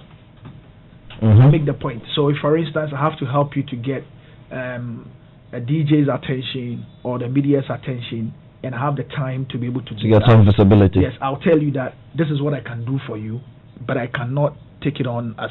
Just last week, somebody called me and says, oh, Charlie, you've got to manage as a chief. I don't have that timing to do talent management at this particular time. But if you're looking for help here, once there's a time, I can help you. But however, I think you should go to this person. Exactly. So we need to be... And also because there's a certain I always made the point that the thought leadership of industry is lost, zero. And so there's no body of work clearly in terms of how you can move from a certain point to a certain point. So a lot of them come in, there's nothing, there's no information, there's no direct line in terms of how I go. So all they see is, shall let me go and talk to Obeti. Obeti, play my song, because maybe by virtue of you playing my song, I could blow. Obeti as well needs to be able to be in that position to say, well, if I'm going to play your song, it's one or two things. Either I'm going to jump on to manage you, invest in you, do A, B, C, D, and eventually this is how I'm going to benefit. That is the basis of it. So, as much as we still operate in this space, that, I need help, it will always come. Point is, for a lot of people that are sitting in industry that have the access and opportunity, we should know what we want. Don't go in and provide the help afterwards without any arrangement, or not even a verbal arrangement or anything, and they come back and call the musician or the talent ungrateful. However, it's also important to drum home the point to a lot of them that one too many issues of ungratefulness or breach of contract and all of that, it's creating a certain apathy in industry. Which is unfortunate. So just a particular, so you see Ghana, they always blame it to say, the Ghana music industry, we don't break out new stars, a lot more talent, like maybe say Nigeria. So you realize that within a space of 5 years, there's about 4 generations of talent in Nigeria. In our space, it's just the 2 generations. Just true. There's no breakout, because it gets a particular time. Everybody with that access just gets tired of all it anyway, and doesn't want to do anything to enable industry, because there are one too many issues of that. So nobody wants to get involved. We need to find a way somewhere, understand each other, and then move from there. Let me bring Uncle Ken into it very quickly on this one before we go. Let the music people should talk. I remember very well, this man has even cried. Yeah. We spoke about 2 topics. He cried 2 days ago. Yes. Please, question, who made you cry? Remind us. I think that I lost a pet. You did not lose a pet. An artist made you cry. Which artist made you cry? None of the artists actually. It's important. Let me we know the story. We know the story. It was my birthday. And what happened? And looking at back the contributions I've made in various artists' lives, and on that particular day, sitting in my office, and none of them could even remember my day to even bring me a cake. I felt like I've been let down. So you cried, and that's he wept, and that's what brought about the cry. It was not particular to a particular individual. But looking at my effort and commitment, the artists that you had worked with over the years, like those that you had helped, exactly help, because on their birthdays, my contributions, I bring them on radio, and when it's my turn, none of them could even pick a phone and say happy birthday, boss. It looks a bit like frustrating. But if I have a business relationship with you, am I obliged to call you on your birthday?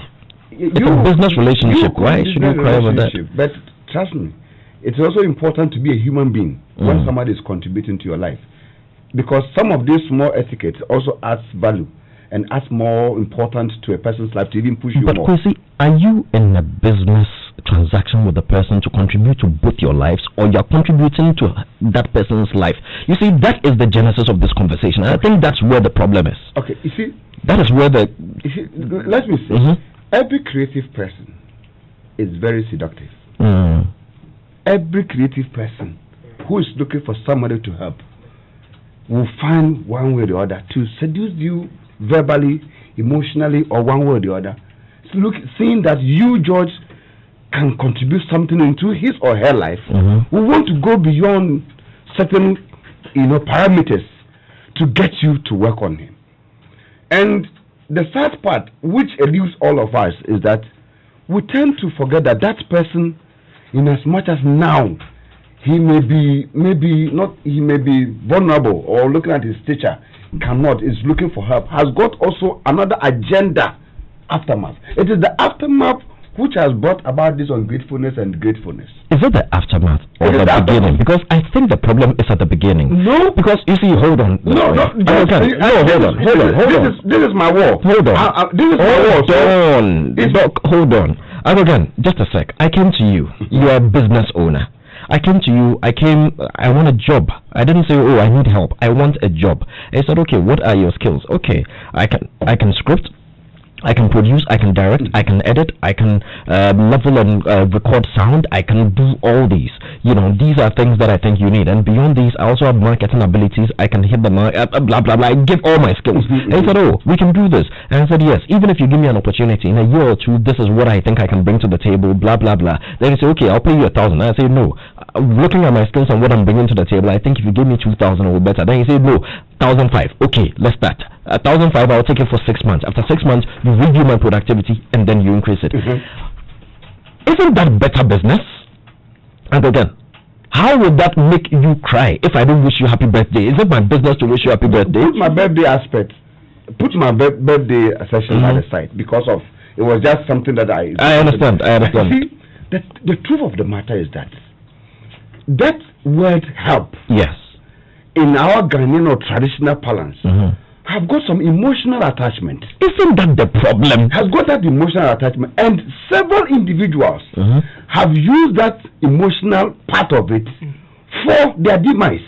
You know, because instead of you looking at the thing constructively from a legal point of view, and telling the person with contract, you know, and possibly maybe trying to position the thing from that place, you always see the person like, I'm helping the person, and psychologically you may be putting in money, and you see, it has a funny way.